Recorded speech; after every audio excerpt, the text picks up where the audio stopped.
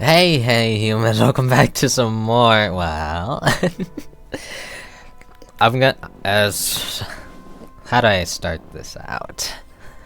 So I originally was, I originally did record the first episode, per se, of Mushroom Musume. However, it has the same issue as it does with Stardew Valley, in which if it's played on full screen, it just kind of doesn't OBS doesn't capture the thing. So this one will be episode 1. You can still like listen to episode. I'm just gonna call it episode 0 if you want. But basically, what happened there is we completed our first run. We raised a blue cordyceps daughter, as well as I don't know. Where is she? Like, I don't know where I can find my own daughters at. But yeah, we raised a blue one. I don't.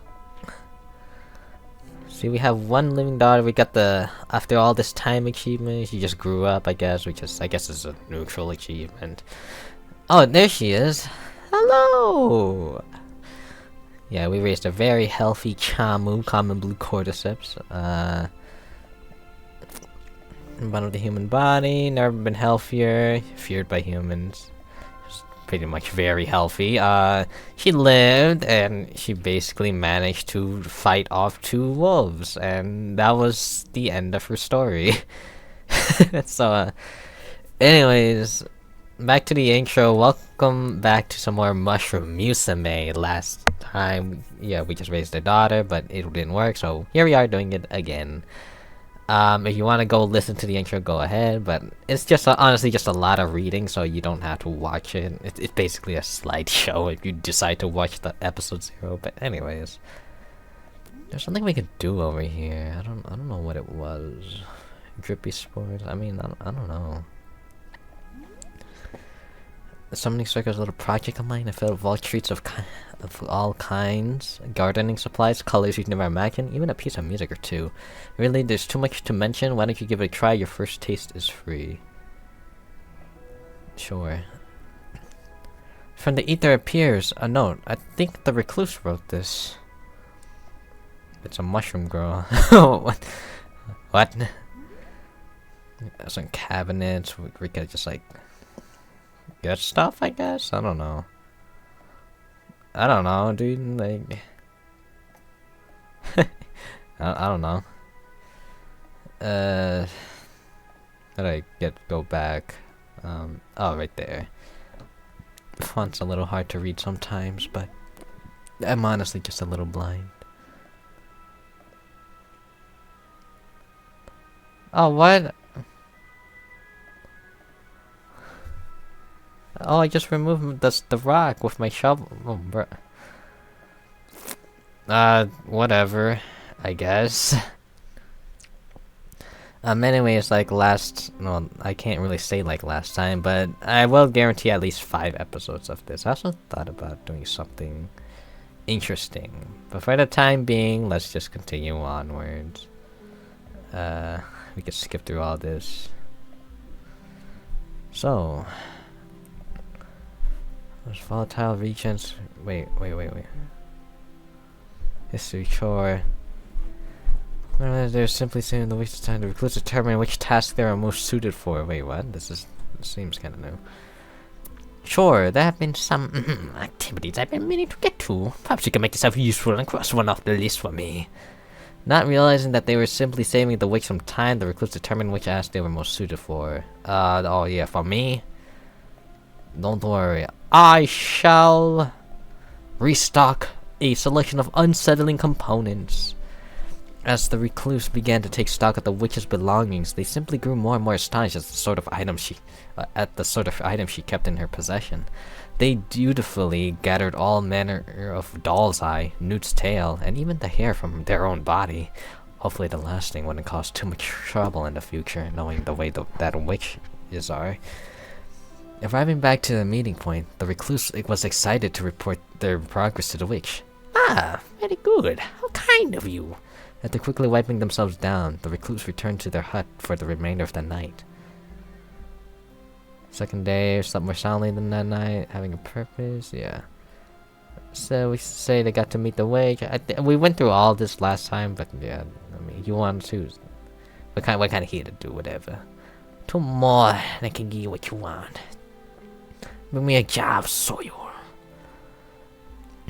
From a quiet graveyard, a lovely patch of in the witch's front yard, a quiet graveyard. Your favorite foraging nook. Let's get my favorite foraging nook. I did the graveyard last time. The nook was just on the outskirts of the forest, but conveniently hidden from curious villagers. When in need, this spot had never let the recluse down. This time was no different, so as dirt was there in abundance. Arriving back at their meeting place, the recluse was excited to share their selection with the witch. So that's what you picked, eh? Very well, they shall do. Feeling the need to scrub their skin, the recluse retired to cleanse themselves. Yeah, that sounds pretty normal. Excitement grow, they hope so, and recluse dash to the meeting spot. Yeah, I'm pretty sure this is all with death in mind. Where shall we wait? With death in mind, decided to search for where and color. We did the flower field last time, but there were like multiple options. I don't know what we would find at a stony river. But what were my options that I picked before? So you know what? We'll just do we'll do a stony river next. Go back to the field of flowers. So forget-me-nots like blue-hearted is. That's what I picked last time. Foxglove, purple bell-like blooms. Cardinal flowers, a prideful red bloom. Was that a pumpkin? Black pansies, a Stygian omen. We'll go with the purple one. Why not? Foxglove, purple bell-like blooms. Wild foxglove.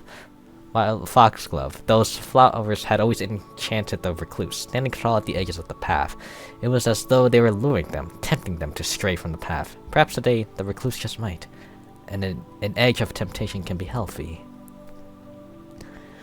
Oh, why is it so purple now? What happened? The recluse returned to the witch's hut, colored item in hand. She's something object, but still yeah, whatever.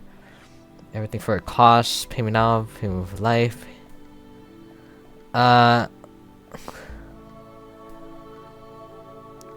Payment weeks later in the way I choose. Payment sometime soon in larger quantities. I'll pay you later in a whatever type beat, you know. The recluse told the witch they couldn't repay her, not anytime soon. That is fine. Of course, I will collect payment eventually. With that payment settled, the witch simply smiled and handed the recluse a small pot. Oh yeah, and then mushrooms are tricky. Lily. There we go. Maybe this one might die. Well, hopefully it don't die. Chapter 2 Cultivation. Everything's so pink. My daughter! Oh my god! Though the recluse was unsure, they didn't realize it was important to heed their instructions, care for the pot. Yeah. Flock of hungry birds have been harassing both your crops and your daughter recently. In fact, they've been quite a nuisance. The birds fetch your bow. The birds purchase some poison and forcefully evict. Nah, I don't know about that one. Fetch your bow and hunt the birds we love. Yeah, hunt them birds. We hate birds. We never. They shouldn't show up again. We lose 2 stamina and gain 4 nutrients. That's nice. Nothing more could have been done to the birds matters later. I should be reading more of these. Harsh weather has taken its toll on your garden and your entire harvest has been lost. Weeks worth of food and labor has been rotted and destroyed. Without immediate action, you and your daughter will be in trouble later down the line. Till the garden again start from the seed, except the loss from now you can make do.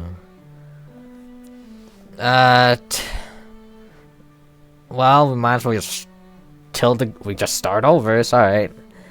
No use crying over ruined crops. You simply make adjustments to your garden. There'll be less variety this season, but you'll live to see it. That's what matters. The decision being made, life continued. Lily, the mushroom, the purple fox bloom, or whatever flower it was. mushroom creature. Oh, he grew legs. Your daughter's changed in the night. You wake up one morning, someone moving around your home. Your daughter's growing a pair of sturdy legs. The creature walks about easily, using her new strength to push and rummage through your belongings. Her demeanor seems cute and helpful, often following you as you go about your daily tasks. Sometimes nurturing her environment encourages her cooperation, motivate her to do something. No, you know what? You do whatever, yeah. Yeah, you wanna follow me? Do it. Encourage her cooperation. Your daughter's development is going better than expected, and you want to promote her helpful nature. You take extra time on your chores, explaining the steps and giving her the opportunity to try new things. She doesn't understand. She doesn't actually help much, and you aren't sure if she actually understands you, but she clearly enjoys the experience. The decision being made, life continued. One evening, you hear a light knock on your door, quite a rare occurrence. Peeking through the window, you witness none other than the Witch of the Woods. Oh, we've been here before. I privately request a stipend. Nah, we're already having to pay her later down the line. But hey, look here. Hey, look, this is the daughter.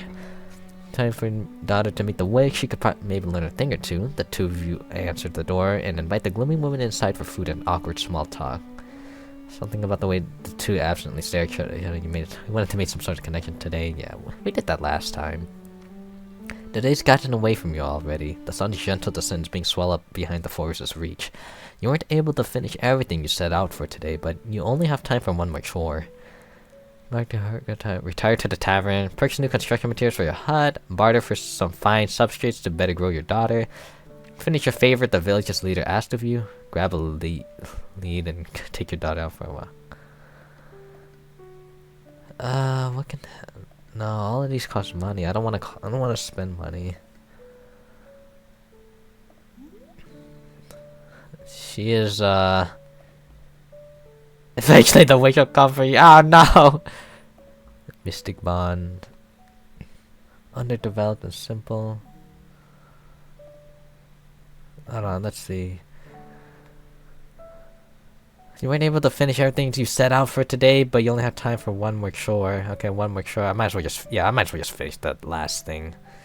Doing favors for the leader is comfortable to you. It allows you flexibility while still giving you some funds. Oh yeah. Oh my god, there goes my stamina. Today is no different than usual. You heard some cats for the leader. In exchange they pay you. How novel. Your task behind you and your daughter return home. Each do a nice bath and a simple dinner.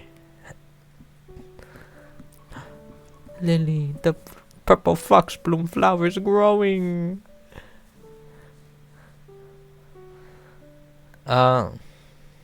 Evolve. Child? Question mark. Your daughter has changed in the night. Oh my god. Sorry, that was my phone. One morning, you notice that your daughter's nowhere to be seen. After some searching, you find a massive clump of mushrooms resembling your daughter's protruding in a small clearing.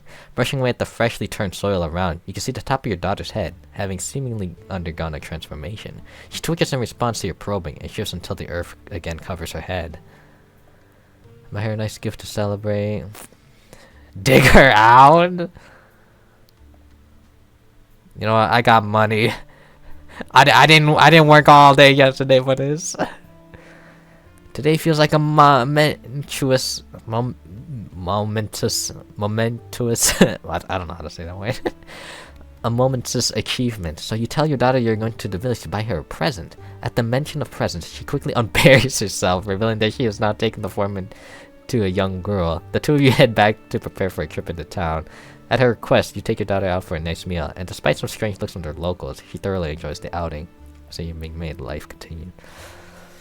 You haven't been taking very good care of yourself, and you find yourself so worn out that even leaving the house is a challenge. Yeah, my stamina is like dying. I'm at a 0. I don't know how to like get it higher up. Child. Despite a rocky introduction, yes, it develops a rap part. It makes the witch come for you. Ow. Hold on, y'all. High contrast. No, okay, never mind. No, it's weird. It's a pixel game, right? Yet, I can hear the fans. Which is probably not a good thing. Let's just, save. Wow. Yeah, I'm dying over here. If you continue on without regard for your stamina, you very well might die. Stay in bed, you need the rest of it. You'll sleep when you're dead, which may very well be. Nah, I need the rest. Maybe my daughter can help. You'll be no use to your daughter in this stage. You decide to spend the day resting. Sitting in bed, you think about your daughter and all the tasks you get done tomorrow. The decision being made, life continued. Yes! You'll wake only to discover that your daughter's covered in tiny parasitic creatures. For the sake of her health, you probably want to get rid of those little pests.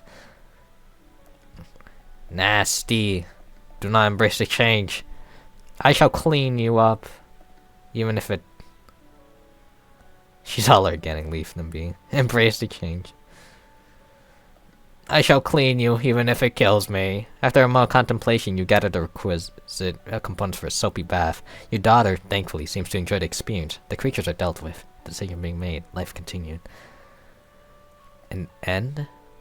One night, you find yourself struggling to sleep. Your mind wanders off as you consider your current place in life. You live peacefully with your daughter for many moons. Initially, it was strange. Well, it never stopped being strange, but you were always thankful for the company. Besides, the affection you felt for her was like any parent would feel towards their child. That was normal, at least. Your thoughts turned to the concept of time, particularly how you were once alone, and how you were afraid that you will be again someday. Your daughter has had more and more curiosities about the outside world. It's only a matter of time before she wants to strike her own path. You hope you will be fulfilled now. You hope you've done enough.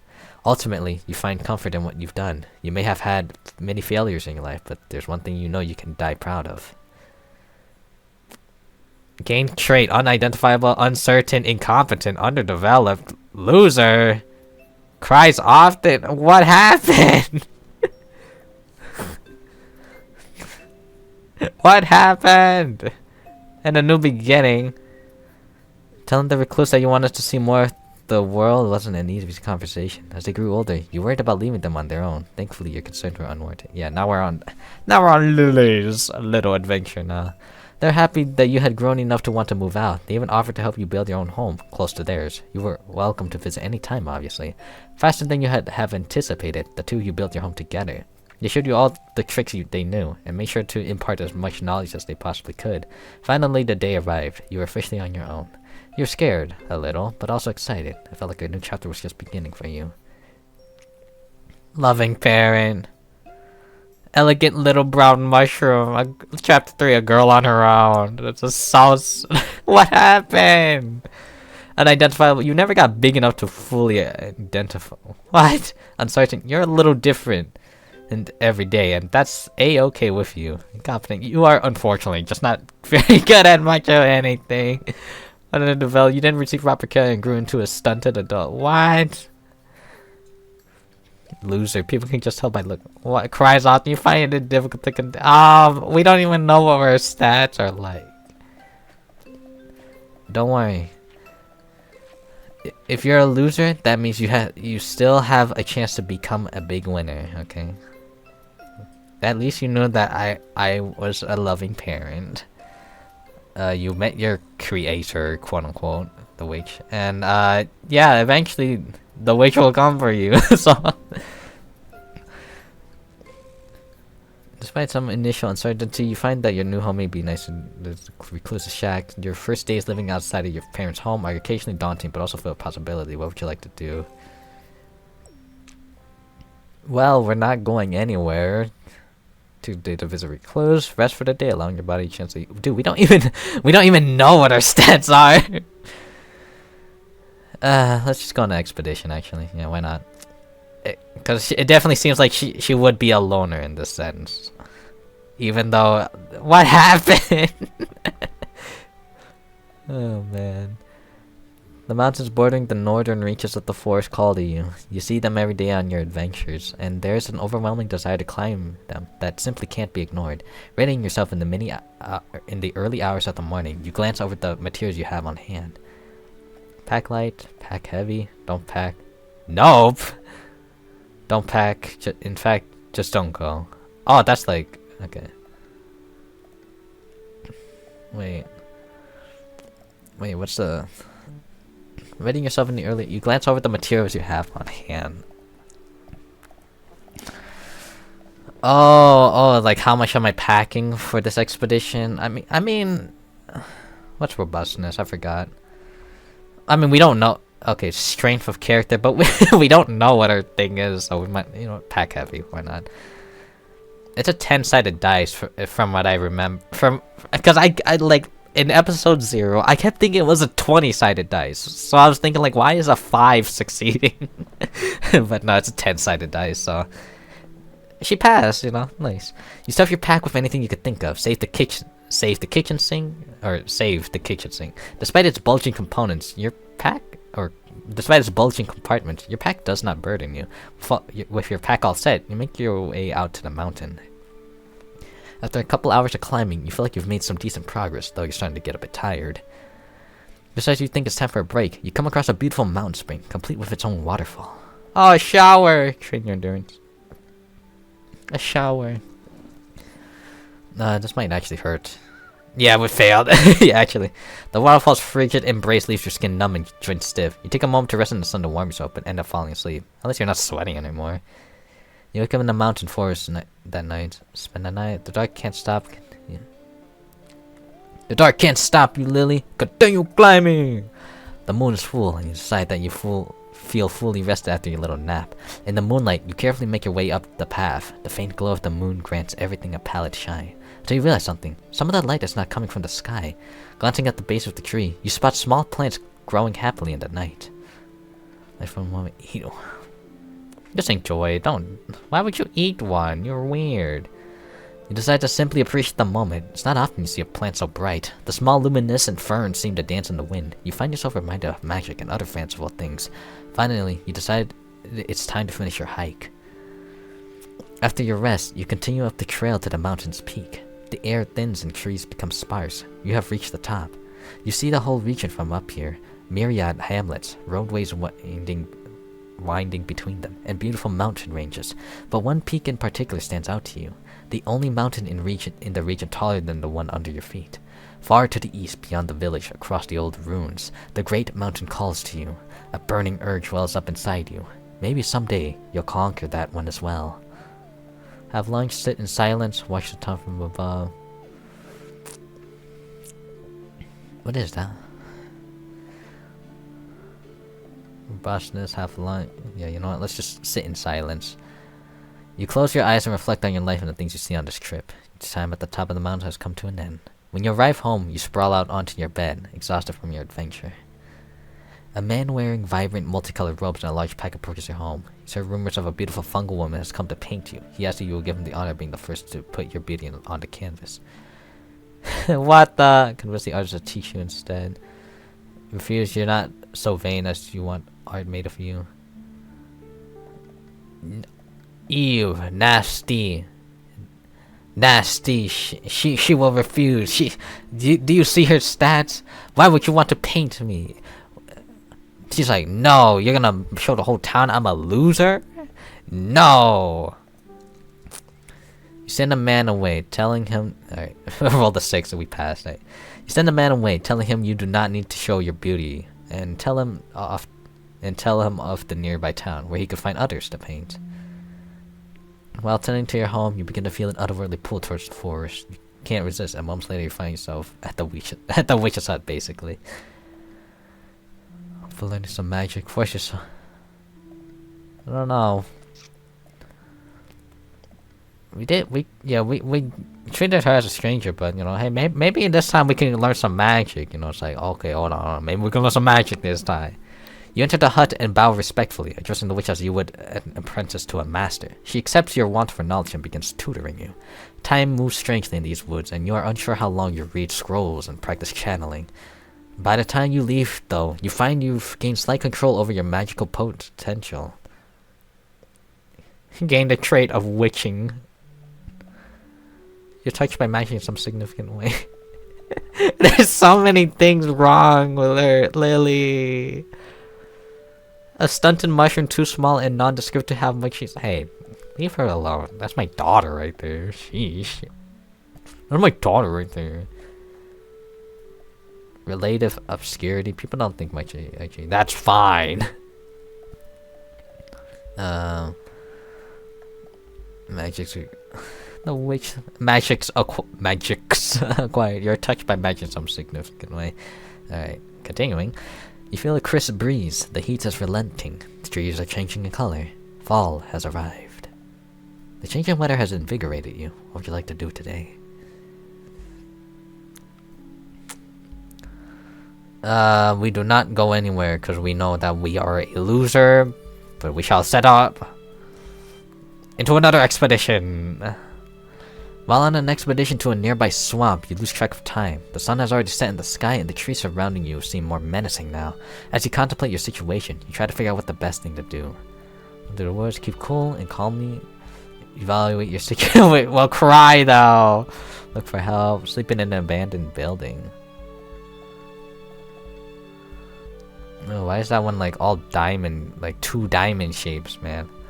Wander through the woods. Yeah, we don't know anything about her.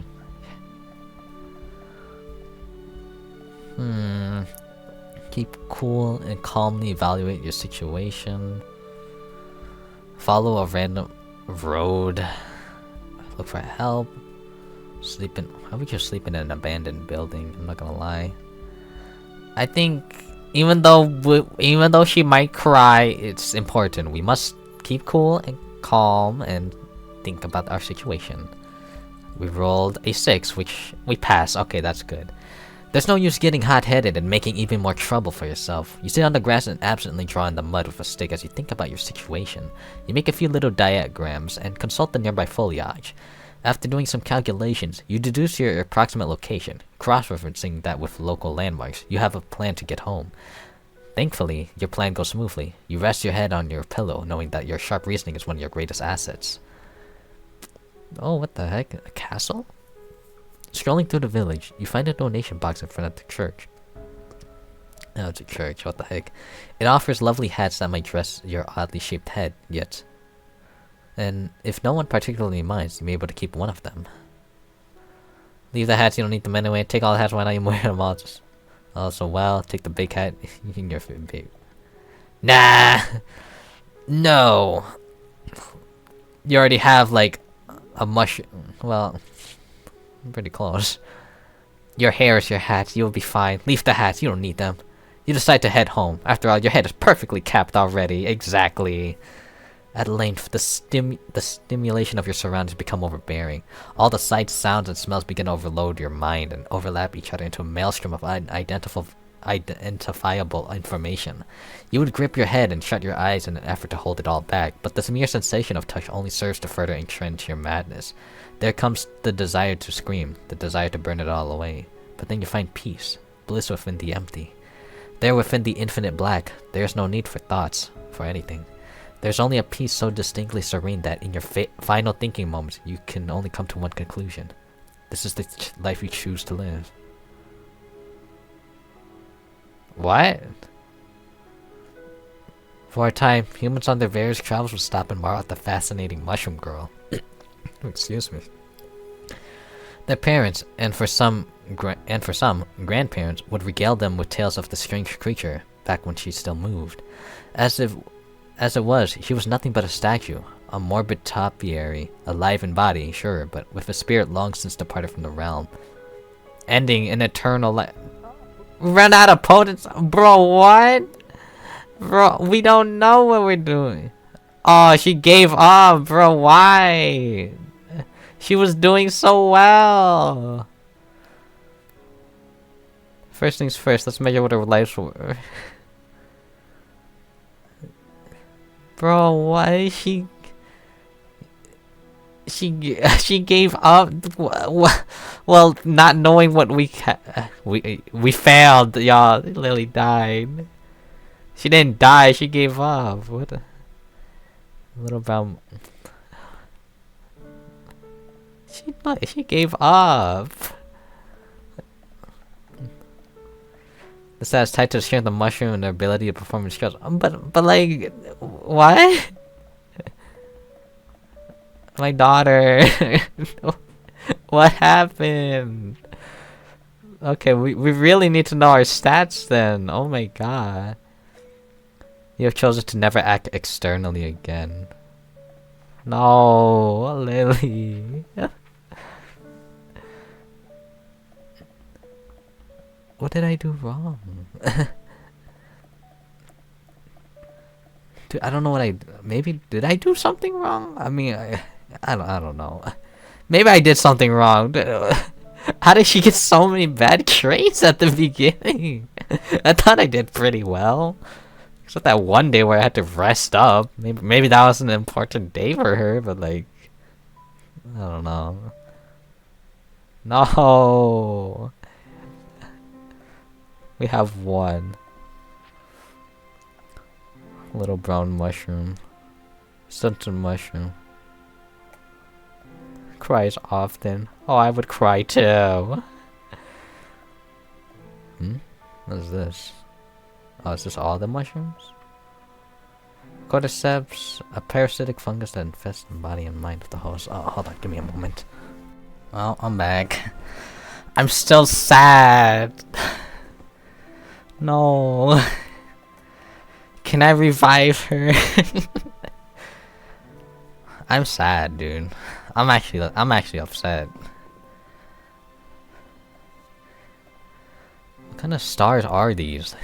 This is the 1 star, like the 0 star because it's filled in.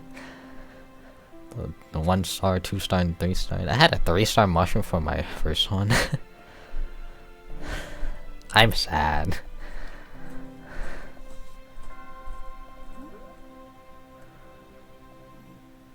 Bruh. So it's important to know to be able to be identifiable. She was doing so good though. Well, humanity-wise and robustness, like she was doing so good though. Damn, depression really hits. Well. This is so sad. We have a wooden lantern. Nah. Well, here we go again. This one's name will be. I know who it's gonna be. Wait, where's this? Soil. Alright, the most picturesque section. Forest, the particular lumpy patch, your favorite foraging nook. The most picturesque section of the forest. There was a place that had been passed through on occasion, decorating with green leaves and fragrant blossoming flowers. A place of beauty that left one in such awe was the only choice. Only the best for their daughter. Arriving back at their meeting place, the recluse was excited to share their selection with the witch. And, yeah. Skip. Oh, okay. Heirloom. Okay, I gotta pick a heirloom for you. Okay, sharpest knife you own. A dark weathered tomb. Oh yeah? The dark weather tome. Once it had been said to the recluse that knowledge is power. They weren't sure about that. Books often contain fanciful things. Things that the recluse never got much use out of. But perhaps they would be more useful to their daughter. Gain trait tome. Alright. How perfect. And yeah, I guess it's pretty normal. Here we will go to a stony river this time to pick out the colors. Though underwater wasn't the first place many people thought of for color, the recluse understood there were many shades that people failed to consider. They arrived at a nearby river, glancing into the glassy water to spy out a variety of small shiny stones. A strange, almost bloody stone. Slate, a simple yet sturdy gray stone. Brimstone, a yellowed alchemical wonder. Obsidian, dark glassy ghosts of ancient fire. Turquoise, prized symbols of luck and fortune. I think for this one, we'll just go with a slate. The rock retrieved from the water wasn't much. Lusterless and bland, but it was sturdy and knowable. Perhaps that was more important than looks. The recluse returned to the witch's hut, colored item in hand. She silently took the object, nodding her head to the recluse in recognition. Oh yeah. Oh yeah, skip. I shall pay you. Pay me at a much later date in a way that I choose. There you go. Not anytime soon. of eventually with the payment settles. Well, yeah, there we go. Yeah, skip it. Your name will be me. Oh my god, why do I keep skipping? Hello? What was that? One day you awake slightly earlier than usual in your somewhat somnolent state. You hear an ethereal croon. Wait, why did it skip all that? Hold on. Wait, why did it skip all that?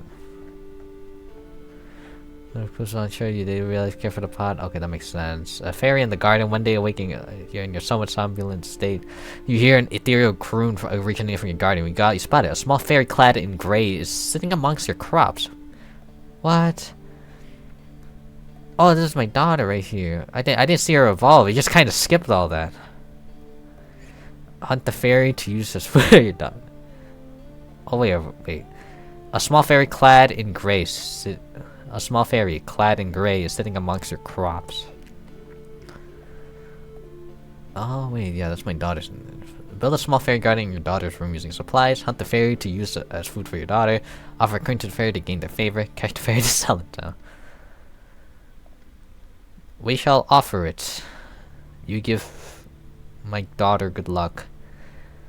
The fairy can barely lift the coin, but seems grateful as they sprinkle a small pile of fairy dust for you to collect.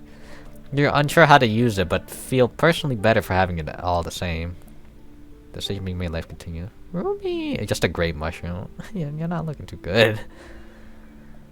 Notes. You have seen mushrooms before that have a certain special gleam. Your daughter does not have this gleam, but she could if you raise her right. Oh, damn.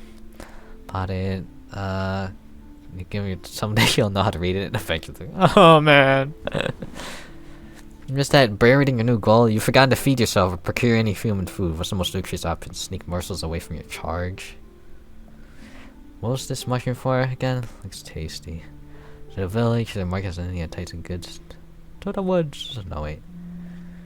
We'll try something new. Sneak morsels away. What? From your charge? What does that mean?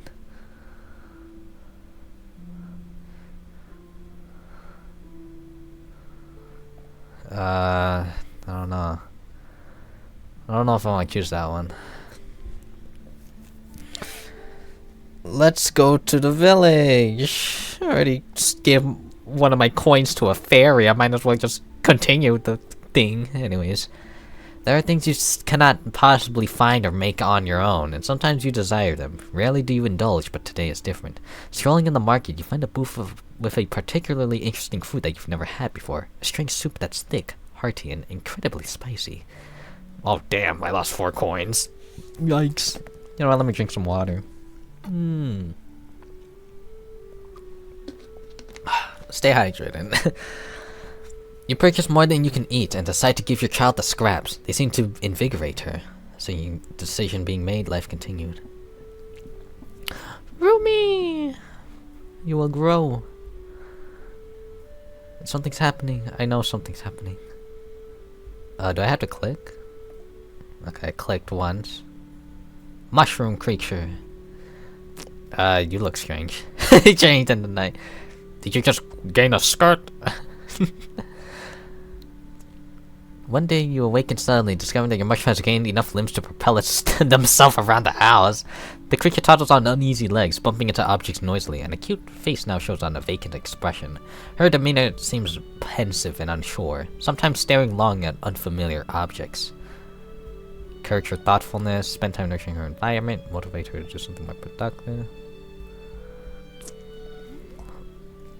They're just, you know, they're just little creatures. Seems pensive and unsure. Sometimes staring long at unfamiliar objects. Yeah, you know what? Do it. Encourage her thoughtfulness. Your daughter's development is going better than expected, and you want to promote her inquisitive nature. You gather a collection of unusual things from around your house for her to look at, such as nooks, antiques, and broken tools. She continues to observe the things you bring to her for long hours, seemingly finding some enrichment in the activity. Life continued. One evening you hear a knocking at your door. It's the witch. Hey look, it's your daughter. If I paid her earlier, then I could ask for some money, alright? Today, you've made the time to enrich your daughter. Now that she's capable of movement, you figured you'd take advantage of the pleasant weather and go for a walk. But the area you live in is large, so where would you like to go? The flowers, the village cemetery, tree tapping route, witch's hut, a diseased stretch of woods. Okay, daughter, this is where we gotta get a little dangerous. Sometimes, you know, life gotta get a little dangerous. You know, I didn't teach Lily this, okay? My bad. But sometimes we gotta get our hands dirty. So we might die, but it's okay. It's all part of the growing process. Though your daughter cannot yet talk, you still find yourself wanting to impart a lesson upon her. See? Today, you decide to walk into a diseased woods that the inhabitants of the village avoid like the plague. In this case, the plague comparison is somewhat literal, as you have a peaceful outing with your daughter. You do not cross the path of any humans. Humans keep fear within their hearts as a survival mechanism. Sometimes this keeps them alive, and sometimes it can be used to your advantage. You're unsure if your daughter understands your intent, but she does understand that the trees are fun to climb, so at least there's that. Her quality of life having been improved, life continued. See? Sometimes we gotta do risky things, you know. I didn't teach Lily that. You know, I was spoiling her too much. Well, I didn't spoil her that much. She was just kind of on her own, realistically. Child. Daughter is gained a night. Now you've gained a raincoat. My beauty. Oh wait, I didn't mean to skip. One morning, you notice that your daughter's nowhere to be seen. After an hour searching nearby, you find her sitting alone in a familiar clearing. To your surprise, the creature had now taken the form of a young girl. You feel relieved to confirm the witch hadn't betrayed you. As you approach, she turns and smiles at you before continuing to thoughtfully stare into space. Let's tell her it's time to go. No, you know, let's just sit in silence. She wants to chill. We chill. You do wonder what your daughter is thinking about so intently, but decide not to disturb her. Taking a seat next to her, you appreciate the beauty of the forest and spend time thinking lovingly of your daughter. After nearly an hour, she stands up and heads back home, seemingly finished with her introspection. Life continued. Oh, wow, we ran out of food! Dude, there's no option to gather food, bruh. Your daughter needs food too, and you've just run out. You need to find something to feed her, or she'll surely starve. You can't spend the time today, she'll have to go on. No, we have stamina! And there we go. You spend a day foraging and digging in the woods, and return with a heap of mushroom food for your hungry daughter. It's a little hard to be sure, but it seems like she's thankful for your efforts. Thankful for your efforts. Life continue. Awaken. Oh, she's parasitic. Don't worry, I'll clean you up. There we go. Soapy bath. You see, I got the stamina. I may not have the money. An end. Oh no, you find yourself struggling to sleep. You might want to consider your current place in life. Yes, okay. More curiosity. Hopefully you'll be fulfilled now. You have enough. Ultimately, you find comfort in. Oh wait, what? Wait. Your thoughts turn to the concept of time. Yeah, your daughter has had more and more curiosities about the outside world. It's only a matter of time before you want to strike her own path.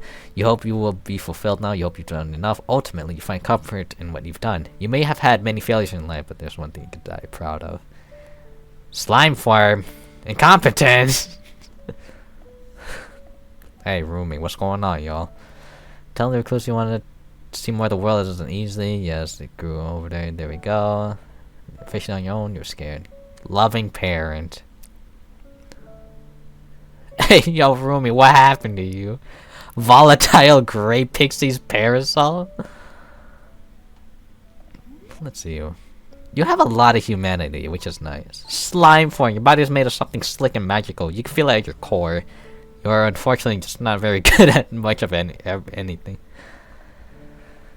Okay.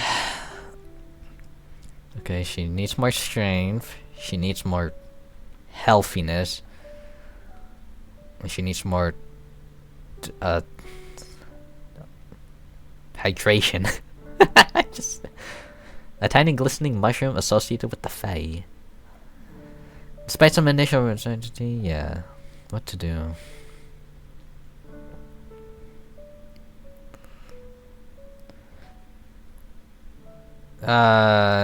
Go to the woods this time, I guess. I don't know. Walking through the forest one day, you stumble on a wide river. One that you're sure you've never seen before. The way the water ripples along the surface pokes into your senses, drawing you in. It's like silver glass melting itself into a single pane. You have the good senses not to jump in, but your curiosity leads you along it, walking on the bank downriver. Not long before you stumble upon a bridge spanning across. You've never seen it before, and you've realized you're not sure how far you've walked. On the other side, it's obscured by shadow and underbrush, but it's evident there's something across the way. Skip some rocks across the water. Walk across the bridge. Something is wrong. Your dampness is fine. You need my ceiling. You need to become more healthy, is what I'm seeing. Oh, you need to become more happy. Yeah, that's what I'm seeing. Walk across the bridge. Maybe there's some happiness over there. Oh, bro, why is it glitch? What the heck? As you make your first step across the bridge, you feel a hand reach out and grab your wrist. Whirling around, you come face to face with a bald old man. His beard is bushy, and every now and then you spot a crumb falling on the ground. His face is gentle, but you can't help but notice his missing left hand. Oh ho ho! His jolly demeanor belt leaves the heavy air hanging around him. Young lady, that's a dangerous old place you're heading towards. His grip reflexes, and you stand there with him at the foot of the bridge. Now I can see you're not a witch. Witches can't travel the darn thing. But even then, there's danger over there. I won't go into details. You seem a bit young for all that, but, well, let's just say folks don't ever return from over there. It's less of a place and more of a pride. The old man catches himself. Right, let's put this place behind us, shall we? He extends a hand and you find yourself briefly broken away from whatever force was compelling you to cross the bridge. It seems the old man is both immune to the charms and throwing you a lifeline, which you're sure to take. Grabbing his hand, the two of you trek through the woods away from the bridge. Oh, by the way, have a sweet. I always am sure to have sweets on hand. Munching away on the snack, you have a pleasant walk with the old man until you're once more in familiar surroundings. Bidding you farewell, the old man wanders off. Though, once he's far away, a prickling sensation tickles at the back of your mind. You can't stop thinking about the bridge. Yeah, there's some glitchiness when we tried to cross the bridge. What? One day, in need of supplies, you head to the local apothecary. It's always a wonderfully cozy experience inside. You have a particularly fondness for a painting hung up near the counter of a mushroom woman, much like yourself, with a frog in her lap. Not to mention the vast amounts of ingredients and goodies all readily available to you. Business beats the nitty-gritty of foraging every time. Unfortunately, this time around, you feel a set of eyes staring at you. I mean, when you have a form of a slime, cross the bridge, traits. A slime form, your body is made of something slick and magical. It's time to go study. You feel your neck and barely catch a glance at a strange man following you. He's wearing a look as ravenous and tattered as his wizard's hat. Hey! I'ma run away! Oh, roll the 10. Yes! Fearing for your life, you run faster than you ever have. You can't rest until you're in your home with the door locked behind you. Oh, nice. More robustness. It's nice out today and you decide to have a picnic. After wandering some time, you come across a quaint house with a bell. Oh, yeah, the Smuggled by Children event. Invite them to join you. Courtesy. You want to join me? I have slime, baba. You've always been good at cooking. Now it's time to show off a little. Oh, damn. Okay. Rumi the cook. You set your bulging picnic basket on the ground and open it to display its contents. Several sandwiches, cookies, and various other snacks are laid out one after another. You even have a thermos for some hot tea. The children are delighted with the spread before them and decide to spend their lunch with you. Sometime later, you hear a yell that signals the end of their lunchtime. They begrudgingly stand, with each giving you a big hug. You have to visit again sometime, okay? Bye-bye, Moosh lady. You walk away with their kind comments filling you with strength. Nice, more robustness, but we still need more mycelium, bro. We're not healthy. I think. Hold on, that's. Oh, we're not happy. You feel a crisp air. The heat of relenting change changing. Fall has arrived.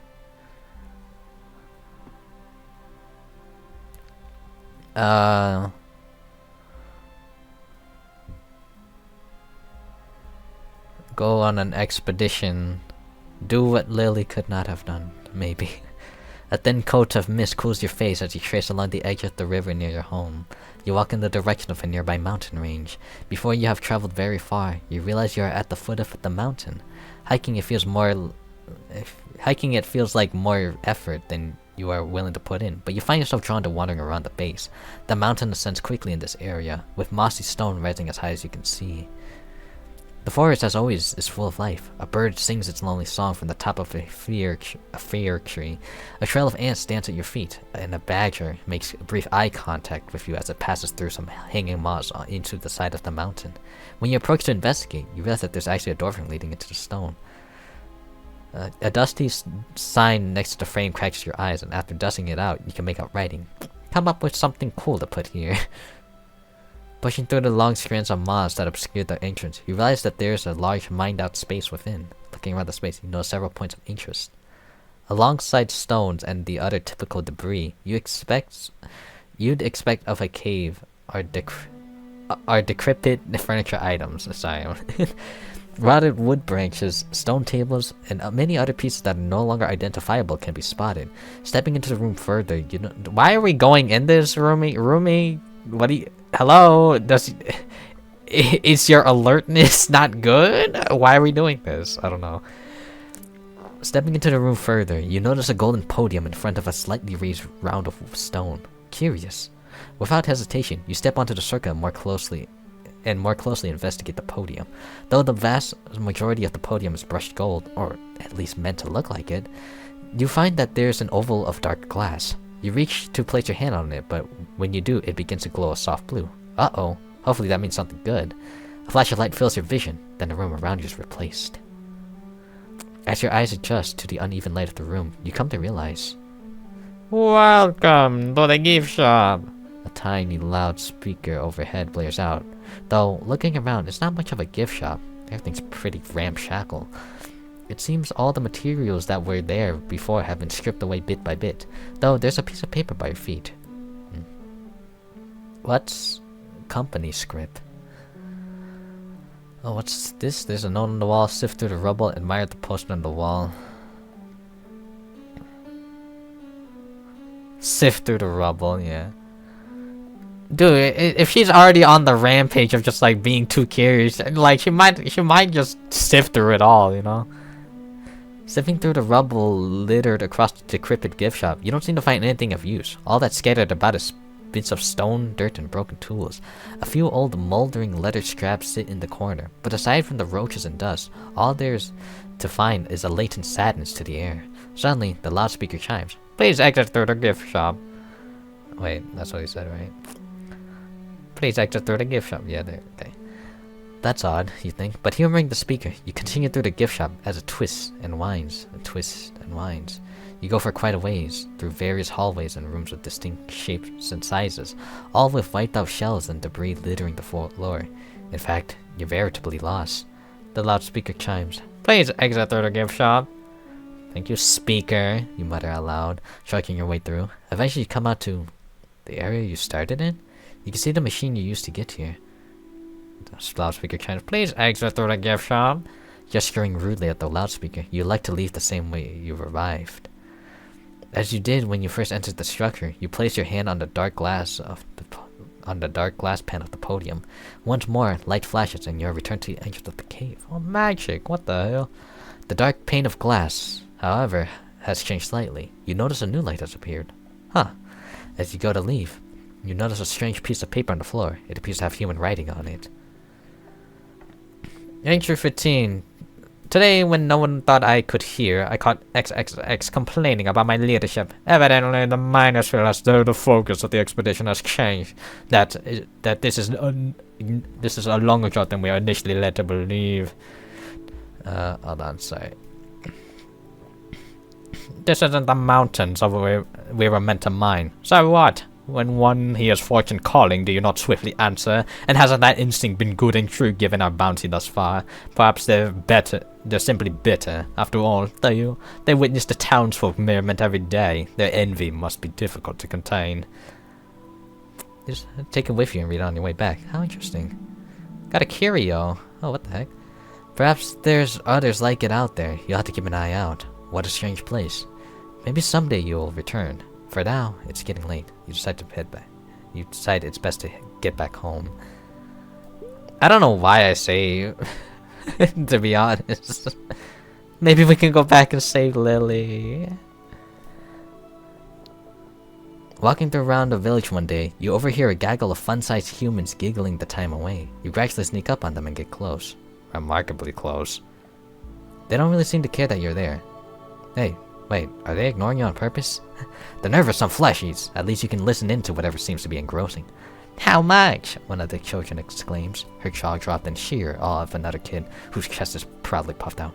With a grin, the child reiterates, Enough to buy 3 bags of candy! No fair! Another child cries out. When I lost mine, all she brought me was enough for a hoop and stick.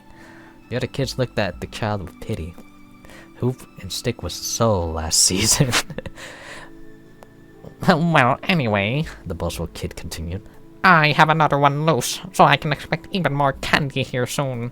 That's not fair. I want to lose a tooth. You're younger than me. What gives?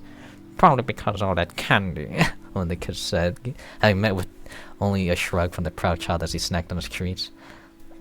Whatever. I'm gonna go home and pull my tooth out myself, and when you see me next time, I'll have 4 bags of candy.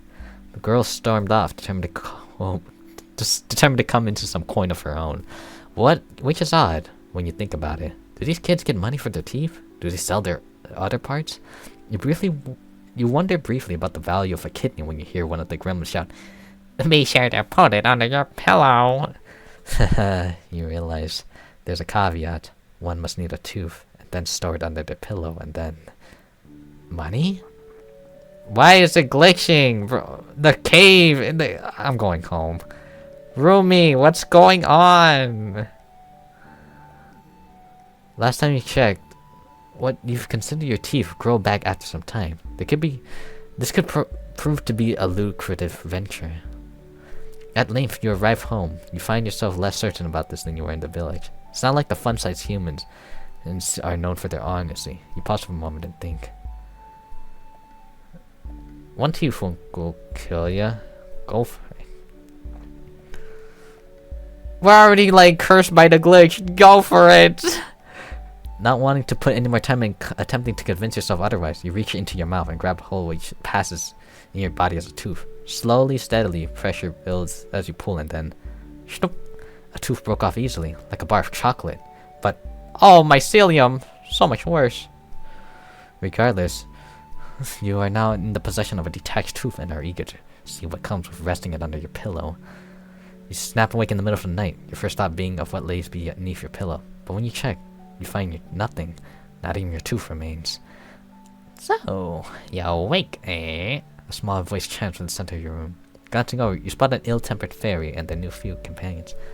So, see, here's the thing. You put the tooth under the pillow, all fine and fair, till that tooth turns out it ain't be a tooth. The group of fae will all stare you down. You suspect it's for the best to remain still and listen to the big palooka up front.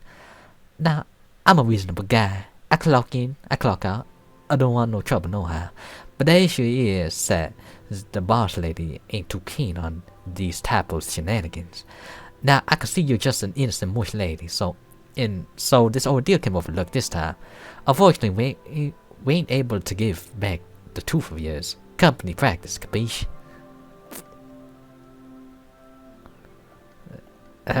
Pretty sure that was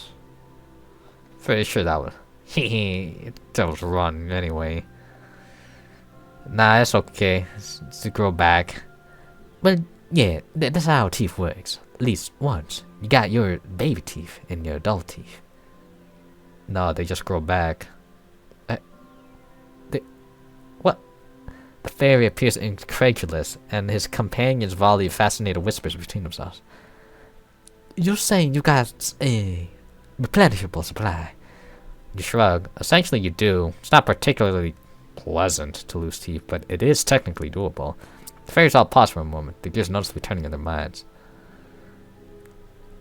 Hey, so, sorry for any unpleasantries earlier. Boss lady just really wanted the message clear, you know. But, she did also have, the fairy glanced at his companions, with each in turn offering blank stares. That, she's got a particular taste, it would seem. What did he just say? You know, shaved over some food. It's like, nice mushroom powder. You know, if you got a seemingly infinite supply, Bruh, you wanna eat room? Bruh, you want to eat sticky slime? Slimy mushroom? Fair begins fidgeting on his person, and his companions all suddenly seem more intrigued by your abilities. Here, take this. The fairy pulls an adorably small business card from his pocket, handing it over. In small text, it reads, "Two fairies, pearly gates, where smiles are always in style." On the back, there's a number, small line. Give us a ring, 1-800-5318. Hey! Hey! If you put the numbers backward, that spells boobies! Nasty! Hey! These fairies are fraud! What's that even supposed to mean? 1-800 backwards boobies! Nasty.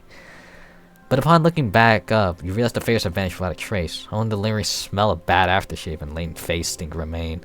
Unsatisfied with the lack of reward under your pillow, and annoyed by the usual fairy shenanigans, you attempt to go back to sleep. Maybe check out the two fairies' real deal someday. Until then, however, it's the middle of the night and sleep beckons. Dude, I don't even get to choose. Dude, Rumi's on her own, bruh. The bridge is just picking things for me at this point. As you go out to forage mushrooms one evening, you find a large batch of edible shrooms gathered near a stump. Unfortunately, upon closer inspection, they are infested with countless small worms. Get up the worms, watch the wriggly little guys for a bit. Try to find a slightly less infested batch. It's at a protein rant, gather the mushrooms and you know what? Watch them for a little bit. I mean, what are they gonna do? Get real. 10, pass. While crouching down, you take some time to watch the worms squirm and munch on the mushrooms, but after a while, you spot a worm far longer than the others. It even has a tiny maw full of similarly tiny teeth. How cute. A little worm. Bro, what are these traits you got, Rumi? You can read! Cross bridge. You have a strange toothy pet. Oh wait, what? What the heck? You just took it? Okay, whatever. It wiggles up to you and doesn't immediately bite you, so you scoop it up and bring it home. No harm in having a new pet, after all. Besides, things with tons of teeth can always be useful allies. Over the past few days, you develop a growing sense of unease, and one particularly gloomy evening, the feeling intensifies. You are in the dying days of autumn, and the chill air bites at your skin. As you look out into the nearby wood, you feel a strange calling, an invisible force pulling you towards something. It seems you are being summoned. No! What? No, the bridge! The bridge! Before you decide it's a good idea to follow, your body has already made the choice for you. You find yourself uncontrollably walking into the woods. Sometime later, you find yourself in a dark and unfamiliar grove. You're relieved to see your summoner, none other than the Witch of the Woods. Oh, okay, we're chill. Hold on. However, your relief is short-lived when you see the cold and serious look on her face as you approach. My daughter, the time has come. Though, it was not yours. There's still a debt left unsettled, and I always find a way to collect payment. It seems she really does intend to make you pay for your parents' debt. After such a long time, you can't imagine what she would require of you. It certainly won't be easy. As for a reprieve, it's not your debt after all. Take care of a dangerous, unsavory matter. Fight the Fine, take care of it. There's one matter, you are told. You can deal with for this witch in exchange for clearing your debt. One of my daughters have become dangerous, she tells you. A wandering, mindless monster that has proven to be quite the annoyance. Deal with her for me, and you can consider us even. Something tells you there's a reason she won't describe the specific sort of danger this daughter imposes, but you can only accept her terms. The chill in the air has invigorated you. What would you like to do today? Visit a strange location. Take the day to visit the recluse. Rest of the day. Dude, we don't. Oh my god, just go to town. Like, we don't know what to do. On one particularly desolate evening, you decide to take a walk around the outskirts of town. You find yourself overcome with an uncountably uneasy feeling about as you pass by in an abandoned neighborhood, the dying amber light casting menacing shadows. As you enter a dilapidated gatehouse, protruding bits of ruin and decaying wood conspire in your periphery, forming unnerving figures. Something skulks? Did I say? Skulks, yeah. Skulks among them. Oh, excuse me. Finally, you spot the thing. Your body tenses with alarm as you distinguish a smooth and gray-brown object in a half-formed approximation of human shape. A statue of a woman, propelled by unknown means, shambles forwards and locks its gaze with you. A set of glowing purple features overlay the stony mask of its face, hovering lines forming a... Lily! What? No, that's Lily, isn't it? She did become like a statue or something, right? And then it's purple features. Wait, it's a stony face though. I don't know. You don't know why, but looking at this creature fills you with dismay and revulsion. Her glowing image of a mouth cycles through different shapes. As an unpleasant whirring emanates from her head, she emits a strange buzzing voice. Is this one the daughter of the witch? You nod stiffly, bewildered. This one is a preferred subject. I will commence a necessary experiment to determine if this worm is fit for consummation. This thing means you great harm. You feel it to your core. Tell her you're not the daughter of the witch. I am not the daughter of the witch. I am Rumi. We failed! Alright, damn. Yeah, it's a plain lie. It's a white lie. You look warily at her strange stone form. She looks like a monstrosity of parallel physical efficiency of power. Maybe you can just convince her to leave. Without thinking, you tell her you aren't really a daughter of the witch. She freezes, almost taken aback, but her glowing face changes into expression of anger. But you nodded when they asked you just now, she hisses. The grinding in her head is low and unsteady. You have no rebuttal. She's right. You did nod, if only out of impulse. This one is the daughter of the witch. You are a spawn of the witch of the woods, just as I am the daughter of... The what? It felt as if the black sludge left her ethereal lips and landed blows upon your consciousness. You have no idea what she just said. Oh, does this one find her name rebellion? Then let me tell you some more. She approaches impassively, leaning in. You feel venomous ruin seeping into your being as she speaks. She says... Like, struck by a swinging, your consciousness grapples. You float, and like stops entirely. Doomed, infested. No, what's going on? We already crossed the bridge. Now we're fricked. Your body's home to some strange small bugs. Oh dear, don't worry, we're doomed. Life rarely works out in your favor. Oh man, we're just unlucky now. You waken in the dead of night, racked with pain. Her words, unknowable but unforgettable, have blossomed into curses. While making your way through town, you're stopped by a young man in a newsboy cap. He has a handful of papers, one of which he thrusts in your hands. Hello, ma'am. Have you heard? The great healer in the town right now. Not much chance to see you if you have any need of healing. You begin to explain to the boy that human healers are of little use to you, but he simply shakes his head. She is the great healer, ma'am. Wouldn't be very great if she couldn't heal a fungus, would she? How strange. A healer. The thought had never really occurred to you as a possibility. As you walk away, you glance down at the paper the boy had handed you. A map, it would seem. I mean, might as well, I guess. Truth be told, you do have a condition that plagues you. If someone could heal you, well, why not? At worst, you would simply leave unhealed. Yeah, what's the... There's no point in not trying. Following the map, you find yourself standing before a large secluded building at the edge of town. From within, you can hear the muffled sound of a voice. Oh, I didn't mean to click that. Oh, and she has a worm. The door is propped open, practically inviting you inside. Without giving you a chance to second guess, you walk in. You find yourself in a spacious room with a crowd of humans eagerly surrounding a stage. By your estimates, there must be several dozen people, plus the woman standing on stage. The woman speaks loudly and clearly, and she has the crowd captivated. You realize there's a man on stage as well, kneeling.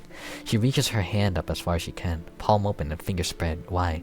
She shouts a few words in a language you don't recognize, then brings her palm down to the top of the man's head. Chant with me now, Opa, Opa. What the hell? It doesn't take long for the audience to follow her lead. It is, frankly, somewhat bizarre to witness. You are unsure what control this woman, if she is the great healer, has on the audience, but nearly everyone other than you chants along. After a few moments, she shouts and the man stands. The audience cheers. Healed! You are now healed, child of man! Tell me, can you feel it? The healer jauntily embraces the man, jumping with glee. The man, looking over himself, can't help but jump joyfully as well. Yes! Yes, I can feel it! There's no pain in my leg! Wait, is that how she heals? How odd. You never heard of anything like this before. After gallivanting for a while, the man who had been healed returns to the audience. The healer continues to speak. Who else? Who is there among us who needs to feel the healing light? Her eyes dart around the audience, searching for someone to pick. Stand back and enjoy the show. Yeah, this is...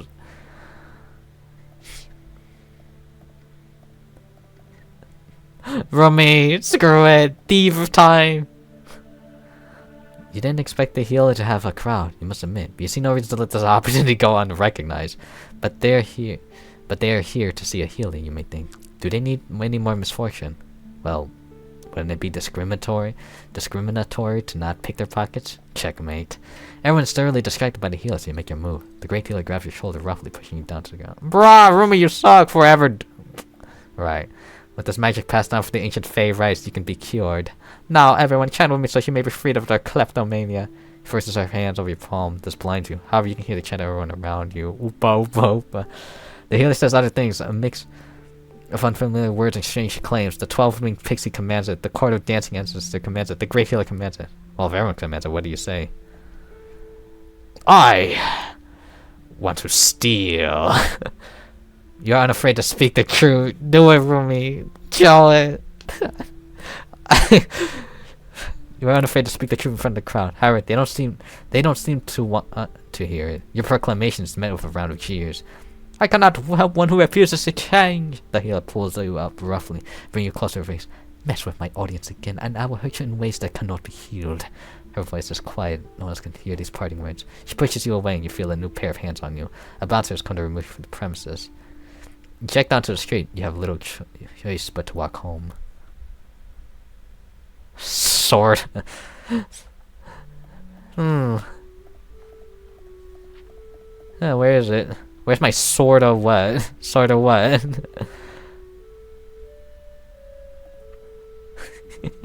There's not getting door when you go inside. You see a woman dressed in some attacky suit. All have for the local mothers. Oh, the shawl for the kids. We had this in episode 0. Why not? Why not? Weirdly, some part of you feels compelled to attend. Perhaps some small obligation to help the children. See, our humanity's at an 82, you know. Maybe that's why Rumi sucked at stealing. If our humanity was at a, I don't know, like a 10, she would steal it. Awesome. She would be a wonderful thief. Anyways. But maybe just a thought if you introduce yourself to a lot of them at once, they wouldn't trouble you if they saw you in the woods later. Quickly, the day of the event arrives. You gussy yourself up, or at least as much as is possible for a girl like you, and make the calm walk to the village schoolhouse. As you enter, it takes you a second to really take in the scene. There's nearly a dozen children of varying sizes and age, a few older humans standing around the edges of the room, and a table with some very rudimentary foods on it. You correctly identified this as the provided lunch. As you go to take a piece of bread, one of the adults grabs your shoulder. I don't know. Oh, thank goodness you showed up. I wasn't sure if you would. But why don't you go ahead and stand up front? Does that sound good? While you would have preferred some lunch first, you agree to the plan. You stand in the front of the room in front of a dartboard with white scribblings on it. The children turn silent, all staring at you wide-eyed. Finally, a number of hands shoot up. One of the parents interprets. They raise their hands if they have something they'd like to ask you. What a polite system. You look over the crowd, deciding who to pick. You point at a random child with long hair that completely obscures their face. You struggle to hear their voice, but their question follows. How old are you? Ageless. Nah, I was born in spring. The child speaking to you gasps. I'm older than you? This realization sets the classroom on fire. Metaphorically speaking, of course. How come she doesn't have to go to school? Another child cries, clearly angry at the reality that they didn't have to be here. The adults were quick to respond, trying to calm the now angry mob. I don't think we'll be able to get them to quiet down. Maybe you should just go home now. Besides, you've done enough, one of the adults tell you. You get the impression that you've done something wrong, but you don't quite understand what. Oh well. Yeah, oh well. Whatever, dude. Hey, they're hey. See? Not her fault, bro. She was just answering a question, bro. Oh well, you did what was requested of you, you suppose. You head home, contemplating how strange humans are, but particularly the big ones. Snow begins to fall as you make your way down an unfamiliar road. The day has finally come for you to settle the matter you agreed to with a witch. Over the past few days, you heard a rumor that a wandering mushroom creature has been spotted lurking around nearby villages. A mindless daughter of the witch, overcome by the urge to destroy and consume. You have tracked her to the vicinity of a particularly remote village in the region. You get the feeling that successfully slaying the creature will be a minor miracle. Doom. Dude, there's nothing else! I got doom desires over here. Hide somewhere with a view. We might as well. We're cooked, dude. Forever doomed. Yeah. Life rarely works out on your... You pick a spot to sit and watch out for any strange moves, but once you are set up, you realize you can't actually see much from here. After spending a few minutes considering you should look for a better lookout spot, you suddenly realize the creatures are suddenly upon you. You barely notice it in time and manage to grab hold of your knife before putting plenty of distance between yourself and the creature. What the hell, bro?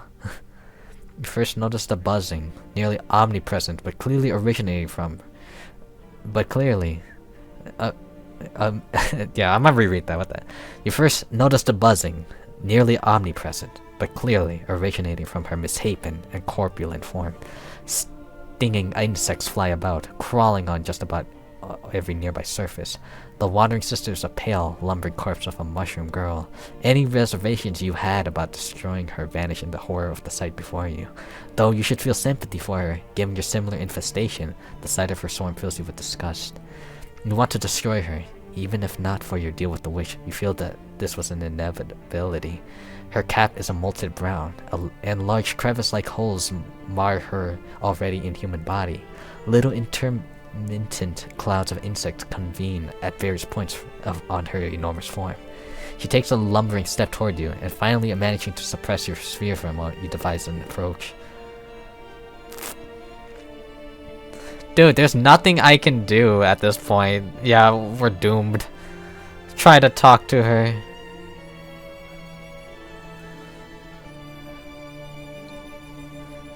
One. Yeah. Forever doomed. You call out fearfully, but only met with cacophonous buzzing roar. The thing rushes towards you without a sign of recognition. Its eyes. You have no choice but to withdraw. Never taking your eyes off her, you retreat to several meters away from the wandering sister, considering your next action carefully. There's nothing I can do. Feint to throw your knife. That's it. Yep, doomed. What? Og failed. That was a 10. That was a perfect 10.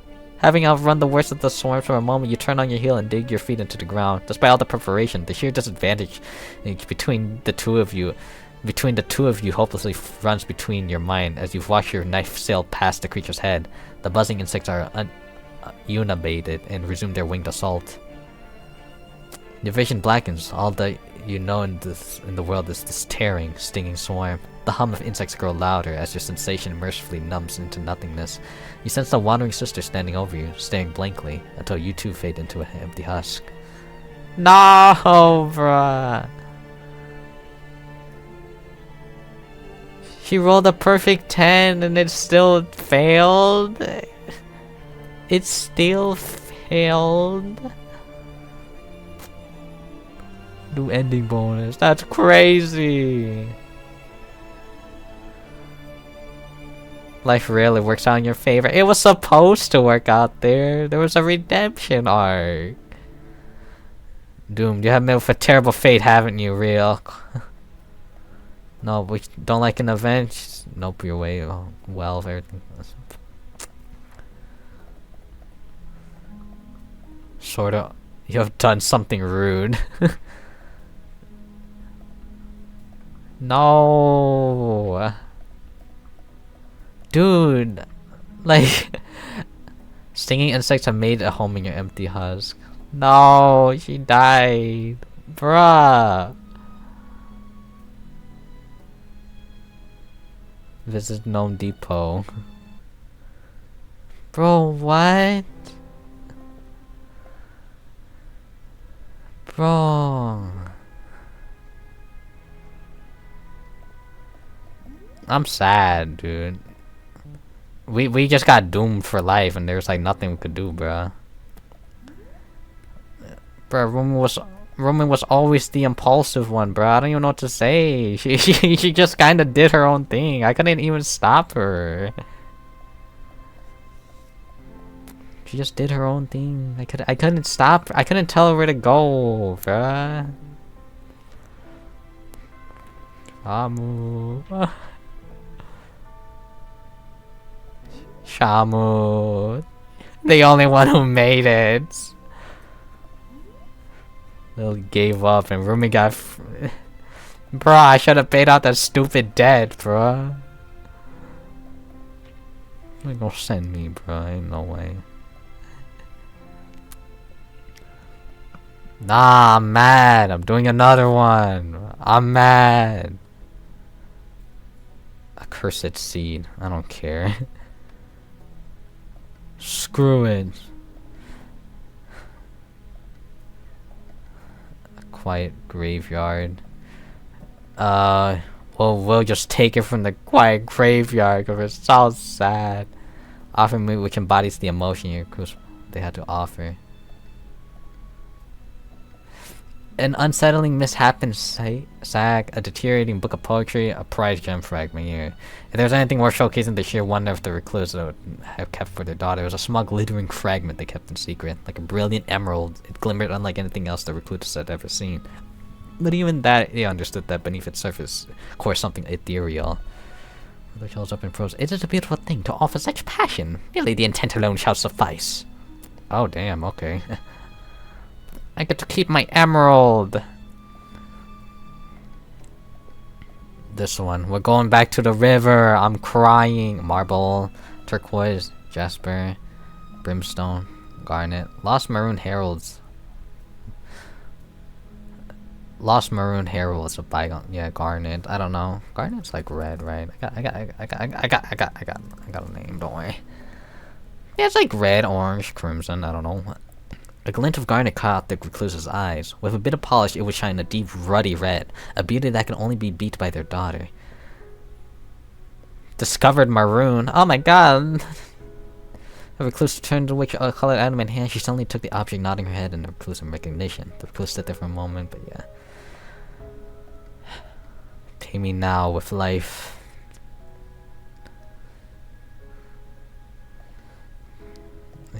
I'll just pay you. Here, take my money. I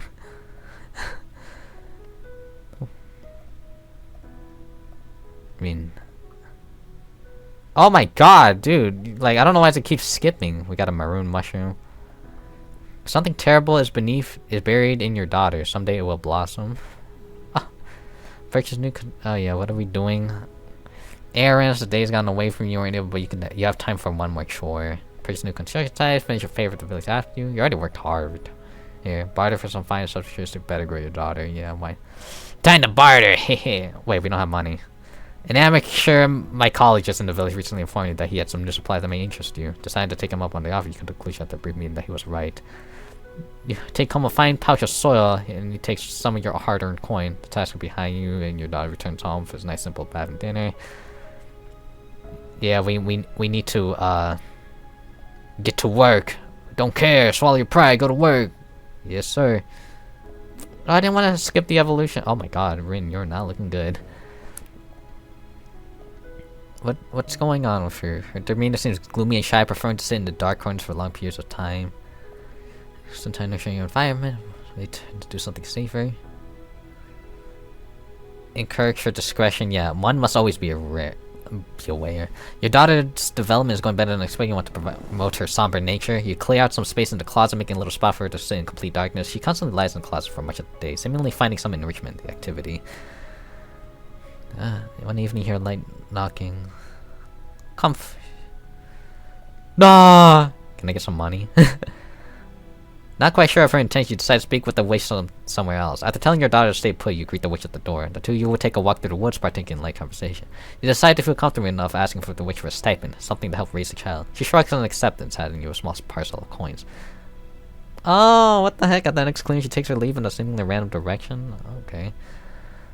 Harsh weather is taking a toll on your garden. Brah, my gardens! Make your daughter tend to the... Accept the loss for now, you can make do. Times are tough, offer your daughter some old food. Maybe she'll like.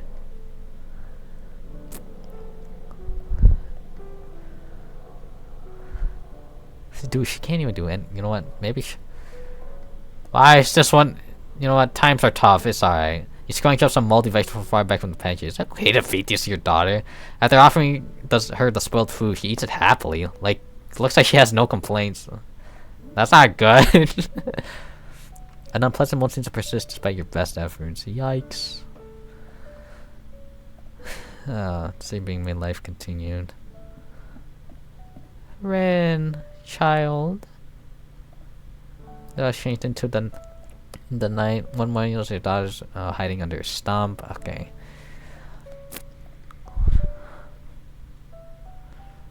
Come on now. I'll encourage you. You kneel beside the snowman, off your hand, telling it's time to go. She smiles apprehensively, but accept. And the two of you return home in hand. She didn't like that. Sitting at the door one day, you're face to face with a man you never wished to see again, though he was older. The scar running down his cheek is on him. We're fine, you recluse. The sound of his voice is a long forgotten chill down your spine. The man is your former business partner from a time when you did work that was less than admirable. I'm sure all this time alone has given you plenty of time to reflect. You're finally ready to get back to business. Fuck you! Beg the man to leave you alone. Agree to do business with the man, get the message. Die! Some things will never be over until, well, they're over. You'd had hoped it wouldn't come to this, yet you feel as there's no other option. Invite the man in and offer him a seat in your main living area, then excuse him to prepare some drinks. But unfortunately for him, he will never drink again.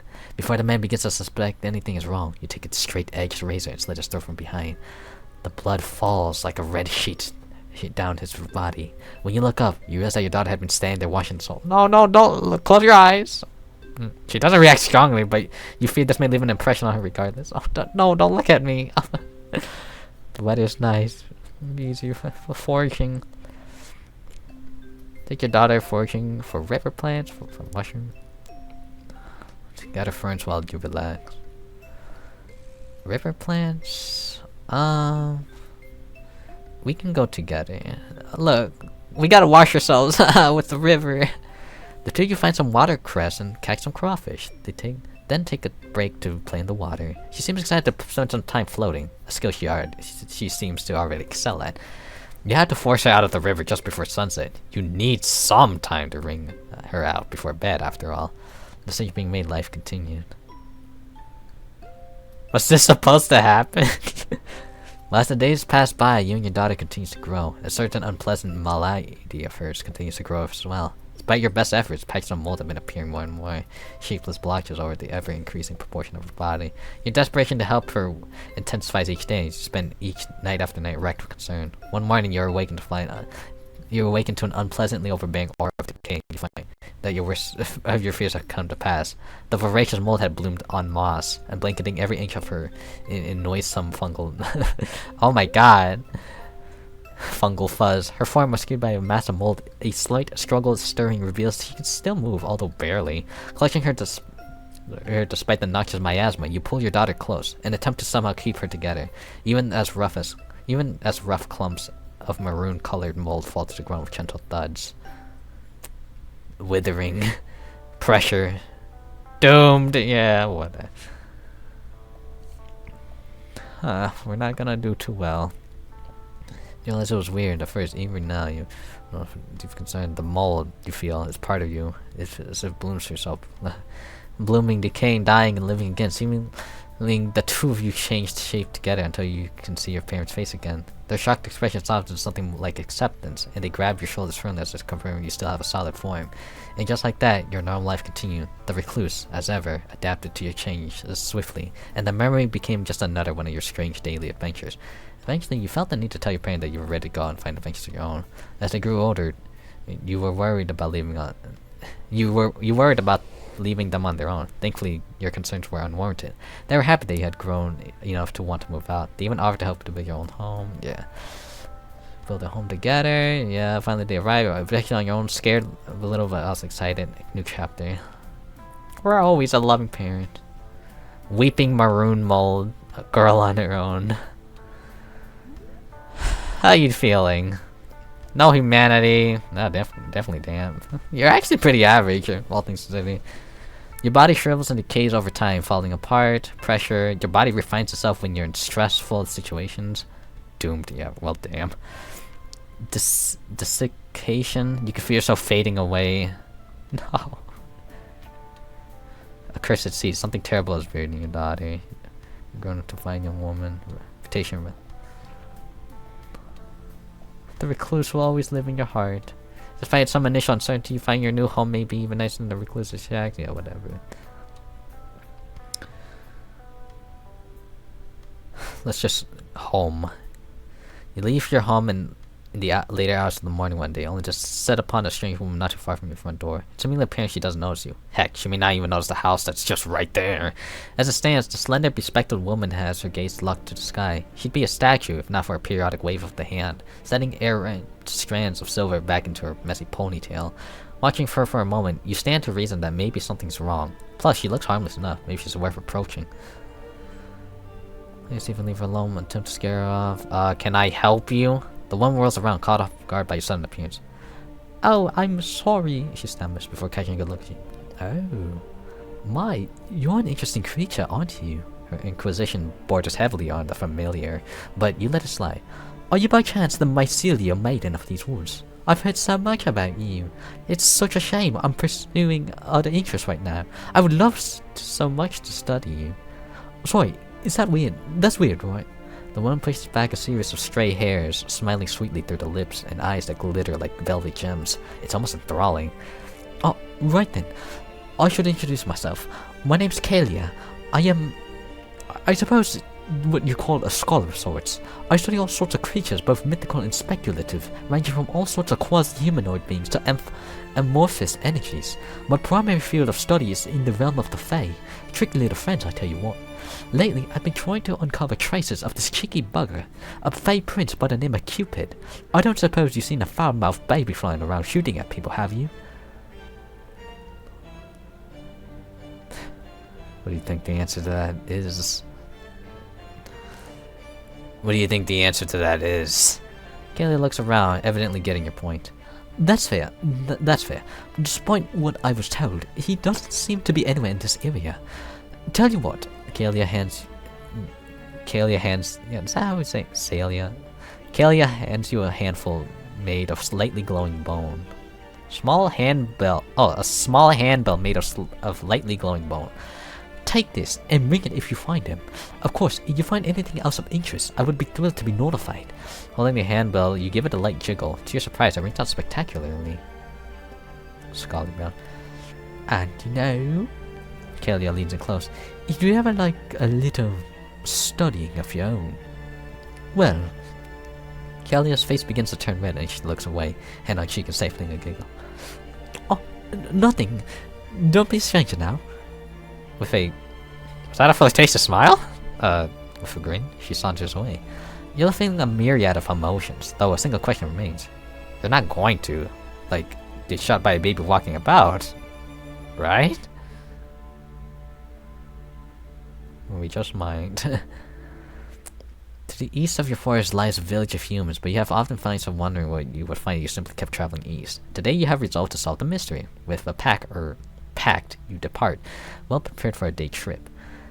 A thoroughly trodden path guides you easily to the village, a route you're familiar with. Dude, Rin has so much potency. She will perform well in stressful situations. Damn, man. She's just chill like that. Once you get beyond the far edge of the village is when the anticipation begins to build. The more you think about it, anything could be out there, and soon you'll see what it is. Your journey is long. Well, as long as a day trip can be. but you suppose. But after what feels like hours walking through gently sloping valleys and hills, you begin to notice structures. Though they are aged, you recognize large monoliths that appear to have once been some kind of stone wall. Perhaps defensive fortifications?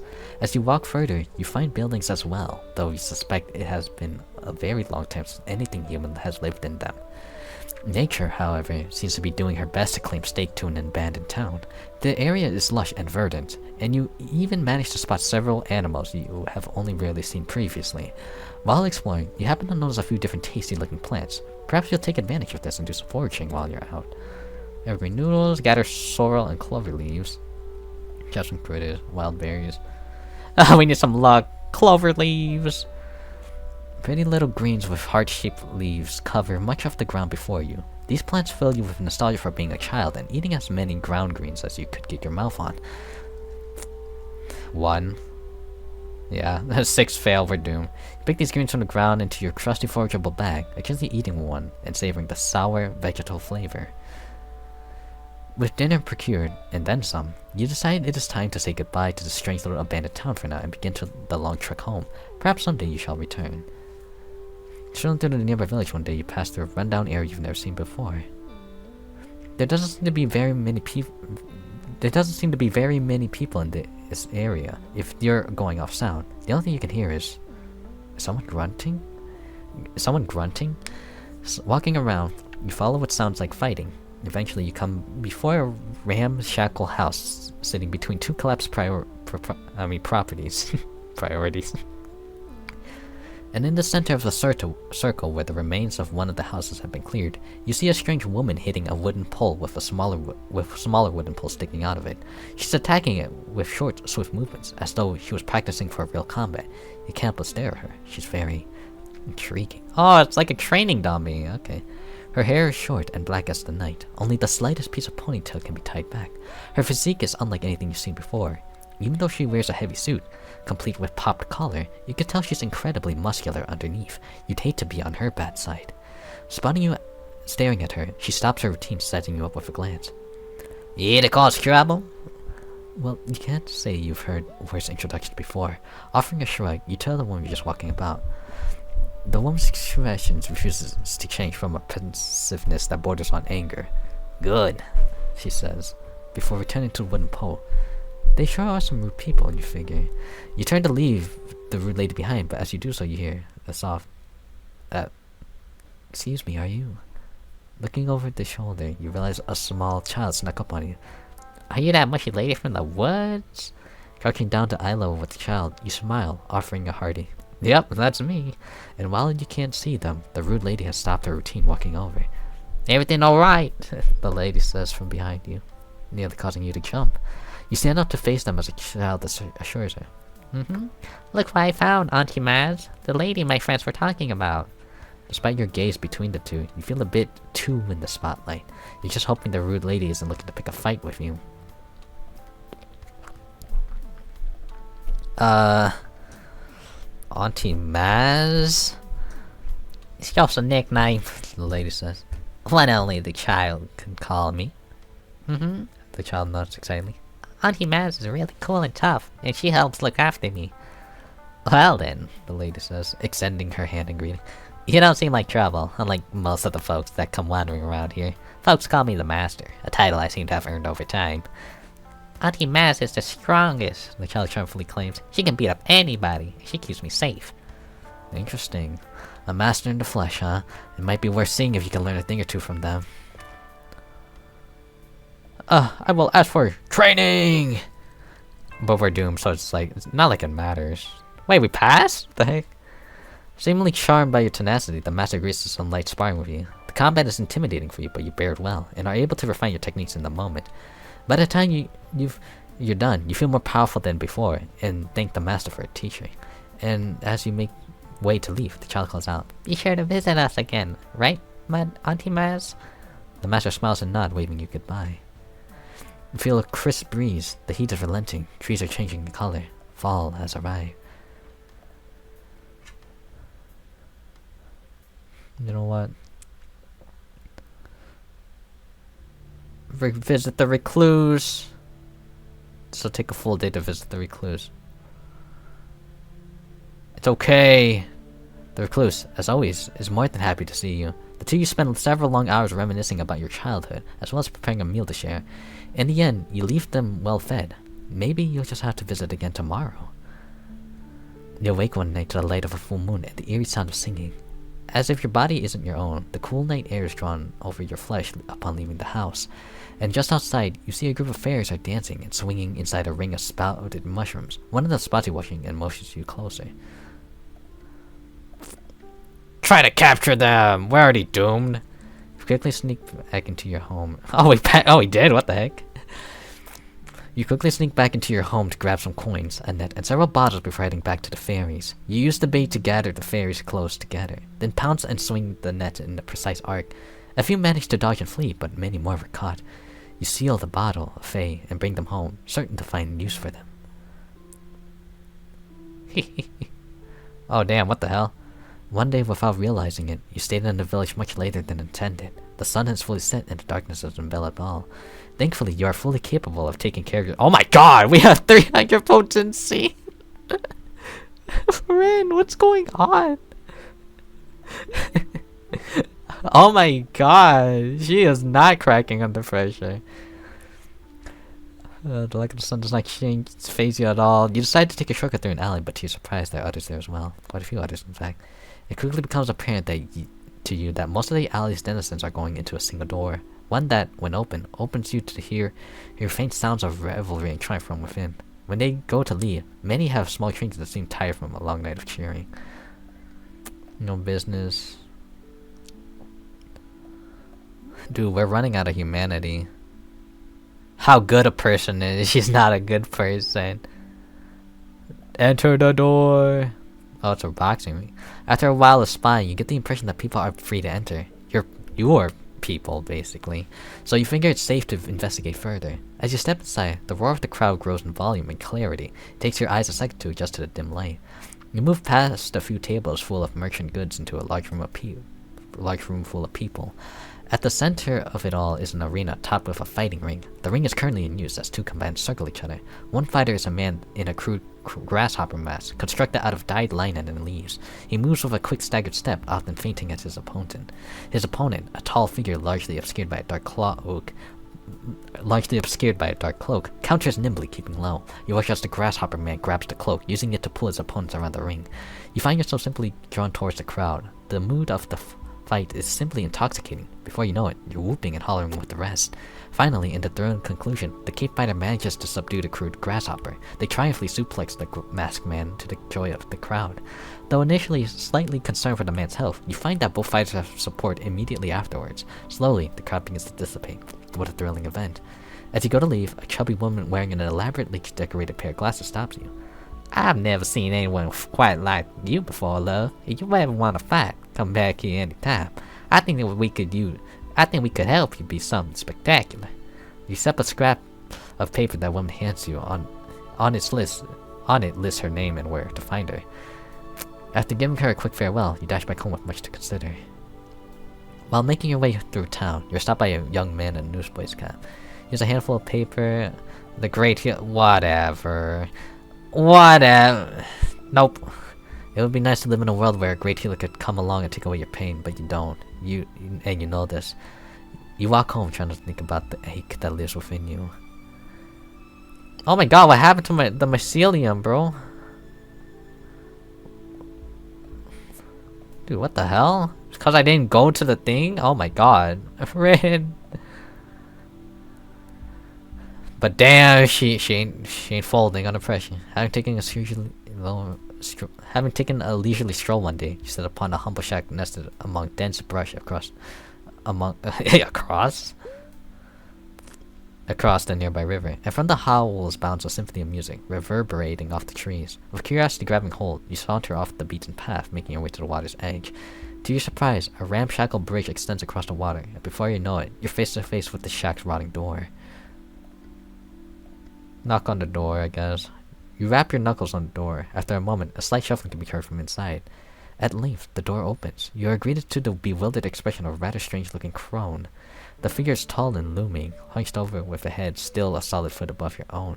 A hood veils their eyes, and where it would expose the skin, there travels only matted whiskers long since grayed. You notice their skin as the crone raises a hand in greeting, gnarled and dark like the knot of a tree. As they speak, hoarsely churning out a polite hello, you catch the subtlest torrent of voices intermingled from within, like an amalgam of souls. It has been a long while since a visitor graced my doorstep. Would you like to come inside? Surely you would have been drawn by the music now. You can't say no. You really are captivated by the music. Without delay, you take the crone up on their offer and enter their home. They seem nice enough, and you get the feeling that the apprehension built up before has melted away. Plus, the interior smells like fresh jasmine. What better way to de-stress? The crone shows you the source of the music, a strange box at the far end of the room. As they're showing off the piece, the music stops, and the crone hits a small switch, shutting down the mechanisms. This here's a phonograph, used for playing music off these cylinders. The crone fiddles with the machine, taking off a black wax cylinder. This one is part of the suite, the finale. The crone hangs their head low. Unfortunately, the rest of the suite is lost to me. The crone pauses for a moment, looks you up and down and says, but you have a draw to the music, eh?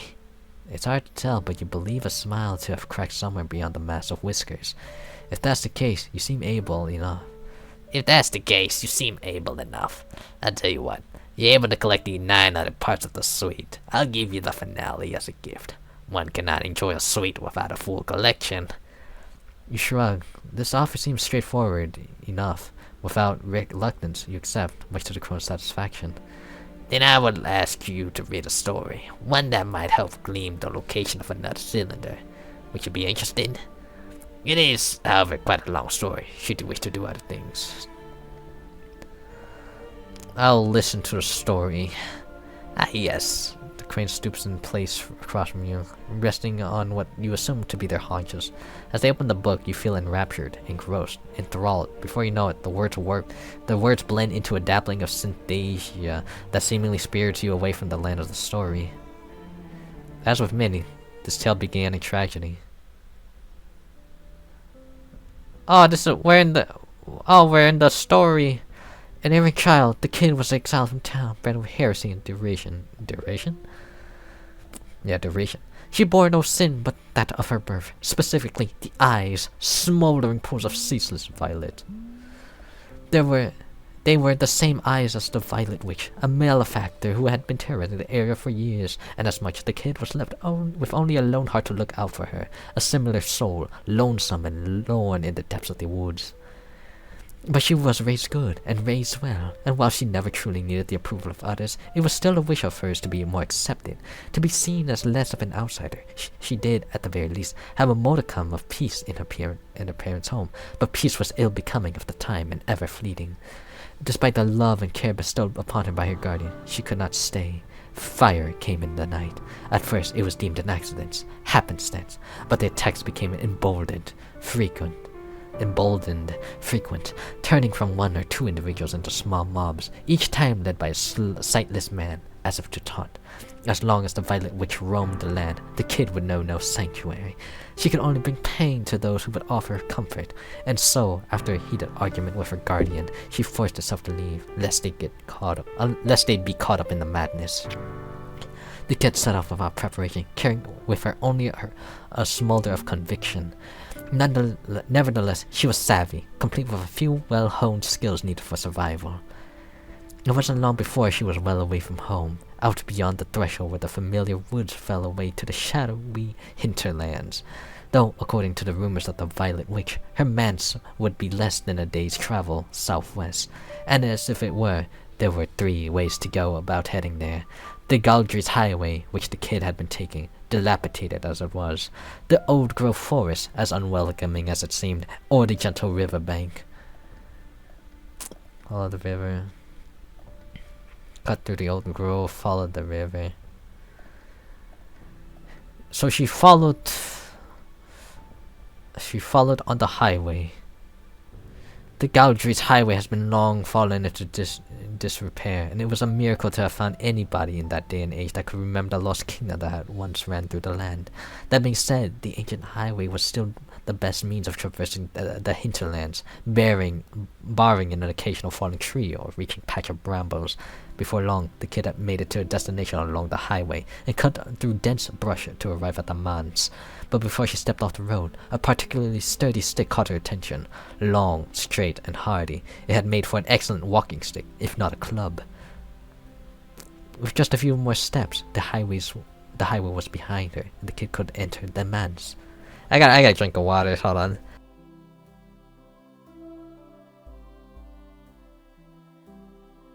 Alright, sorry about that. Though she thought for a moment there was still enough twilight to search around nearby. Of course, it might not be worth it. Well, search the river, continue to the manse. Continue! The Violet Witch's manse was regal, though disheveled. It didn't appear as though anyone could have been home for some time, even if there was a distinct lack of dust on the surfaces. Very little furniture decorated the vaulted foyer. Exits on either side led to the library and the dining hall, while a spiraling staircase led to into darkness overhead. Examine, travel. Examine! Welcome sign, potted plant, grandfather clock, chandelier, spacious. The saucy corner. Yeah, the grandfather clock. What time is it, actually? An ancient clockwork soldier, tirelessly carrying on his duty without complaints. Something sinister emanated from it, and the kid felt a tinge of fear as the hands neared midnight. Wait until midnight, what the... No. Travel. Go to the library. A vibrant and luscious scarlet drapes helped to pull together a warm, rich environment within the hardwood library. The room stretched up far above, concealing into darkness just beyond the mezzanine. Bookshelf, heavy curtains. Oh wow, this is kind of like your choose your own type of adventure thing. Look at the bookshelf. We're in a library. Duh. Along the majority of the library's wall ran a magnificent bookcase. As it were, several books stood out notably to the kid. Read the second book, read the third book, read the fourth book. Nah, return them. Return to the foyer. Travel to the dining hall. The dining hall was modest and cozy, though elaborate enough to default it as a place of sophisticated living. Tall windows lined the wall, looking out into the inky night, offering views for every seat along the extended table traveling the length of the room.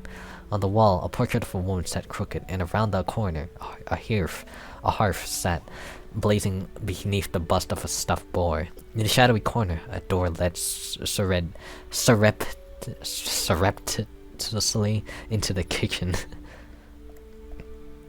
Diamond portrait, hearth, boar bust. The hearth. A roaring fire heated the room efficiently, though beyond the flames there appeared to be a key. Retrieve the key! The kid positioned her stick in the fire so it would retrieve the key. A smoldering stick and a pantry key.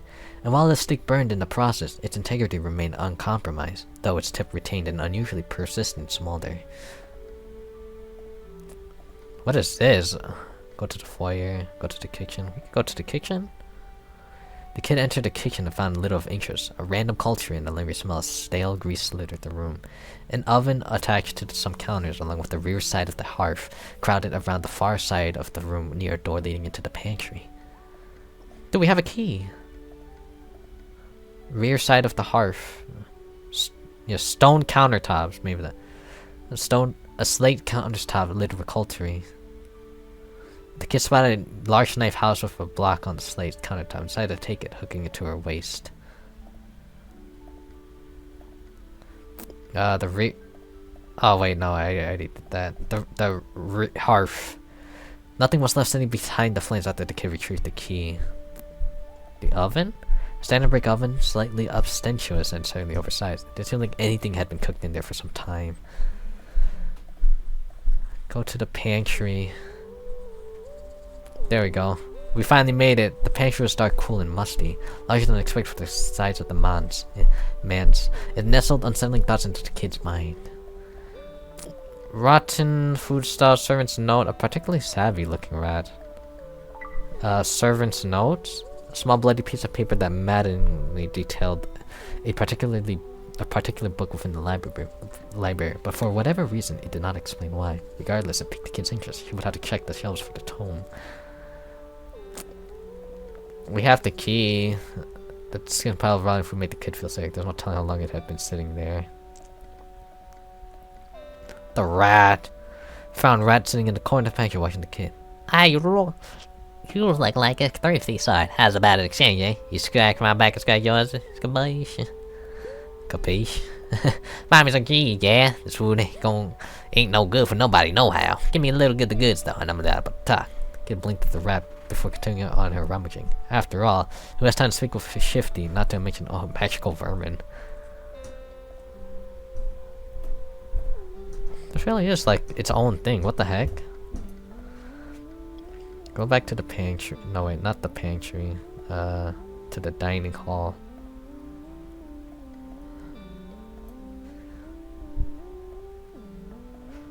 Travel to the foyer.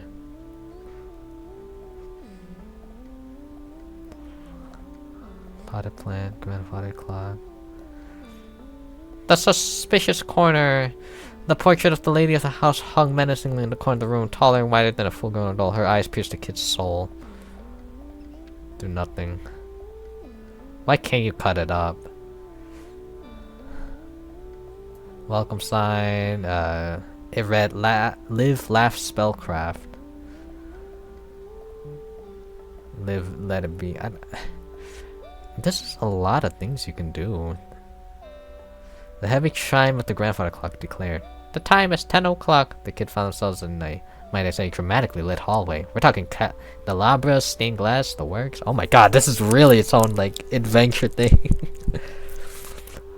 The hallway led only two ways, downstairs back to the foyer and into the man's bedroom at the opposite end. Surreal portrait. I don't... Okay, what the hell? Go to the bedroom. The door appeared to be locked. Oh man. Do I really gotta like... Oh my god. Okay, I might just skip some of these because it's like, it takes too long. Travel...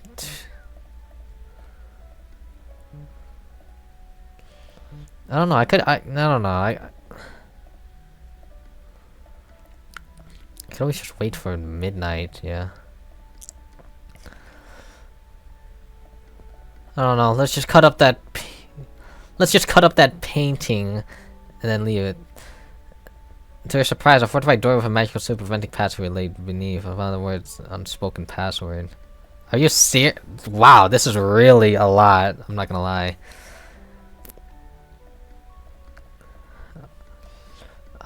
I'm just gonna wait till midnight, I guess. I don't know. Skip to the end, yeah. The heavy chime of the grandfather struck grave and proud. The time was midnight, and a haunted memory cried anguish from the foyer. In the foyer, the kid felt a horrid chill in the air. Suddenly, she came into face to face with the shade of the man's Matron. Though a formidable opponent, it was nothing more than the poor witch's memories made manifest. There was no time to think. The shade saw the kid as an intruder and intended to make the consequences known. But the kid had no intention of going down without a fight. The kid thought briefly about what to use against the shade, pulling out the knife! The kid stabbed the shade with her kitchen knife, though it didn't seem to do much damage. The shade initiated its share of the combat by reaching high and striking down with an incredible claw attack. The passion of the fight had been ignited. The dance was afoot.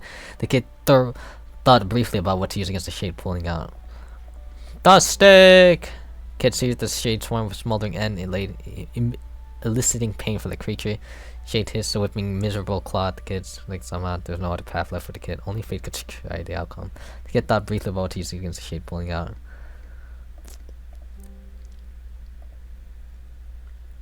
Enraged, shrieked us out. Oh, we're about to die. Yeah, we're dead, and such was the end of her adventures. Ain't such the kid. What's the kid? Wait, that's not how the story's supposed to go, right? How embarrassing. How embarrassing, perhaps. Well, you would like to hear the story again the correct way? You should come back again sometime. Sure.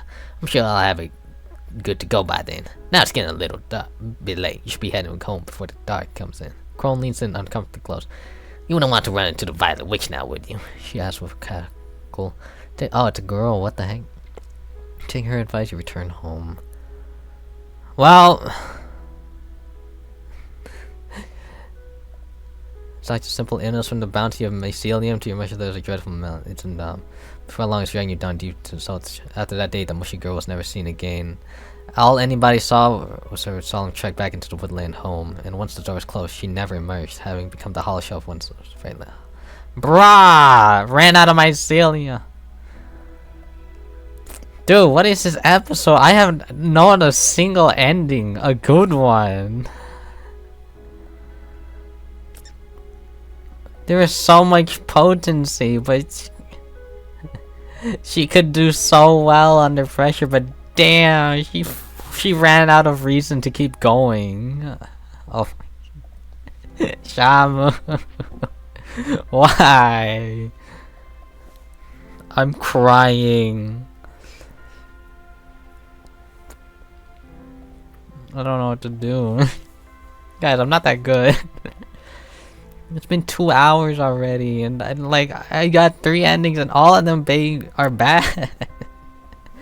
Shamu, you're the only one. What happened? You were the perfect Lily. You just gave up. Rumi, she died fighting, but like she was doomed. She got unlucky. Doomed with unluckiness. Right. You just she ran out of hope, bruh. No way. I'm crying, dude. Like I'm legitimately crying. Like what is this? I'm so sad. I'm so sad. I don't know what to say. Stupid, freaking stupid. Dude. What the heck? Recluse scribbles. Oh my god. Stupid scribbles. I'm crying over here, man. I'm like... Gnome Depot. Oh wow. Hardware. I would like to buy shovels. 50 spores? Sure. A pinwheel. 5. A creepy doll. 5. How many pieces of paper? 100 spores? Man, you... I would like to buy an informative sign. Get this cursed mushroom out of here. Nasty. Nasty. Man, that's why we were losing. And the stump too. Get it out of here. We need a clean garden. Well, that was the... Well, yeah. Episode 0 went better than episode 1. I'm crying, dude. I'm crying. Everyone, like... Why? Okay, I'm not gonna lie. Some of them I did kind of just, like, mess around. But, like, why? Don't just give up. Look at Shamu over here, bruh. She persisted. She was so damn optimistic, bruh. Everyone else just gave up. My achievements, none. An eternal life. Husk. Rumi died. Rin gave up. Lily gave up. Shamu. My beloved. Anyways, that'll be it for this episode. Hopefully next episode we get to have a good ending. I don't know. Imagine having a whole episode dedicated to 3 endings that aren't good. So here we are. More suitable home. Should all ends with new yeah, there's like a lot of endings. Dude, what the hell is this? I got all the one over here. Daughter divorces humanity, which her daughter is dirty. Can't keep it oh yeah, these last ones are probably just like the stats, personality. herself and her sisters. Yeah, that's a lot, but anyways, that'll be it for this episode. Thank you everyone for listening or watching this episode of Mushroom Musume. Like, comment, subscribe, you do whatever you want, and I will see you all in the next episode. Bye bye.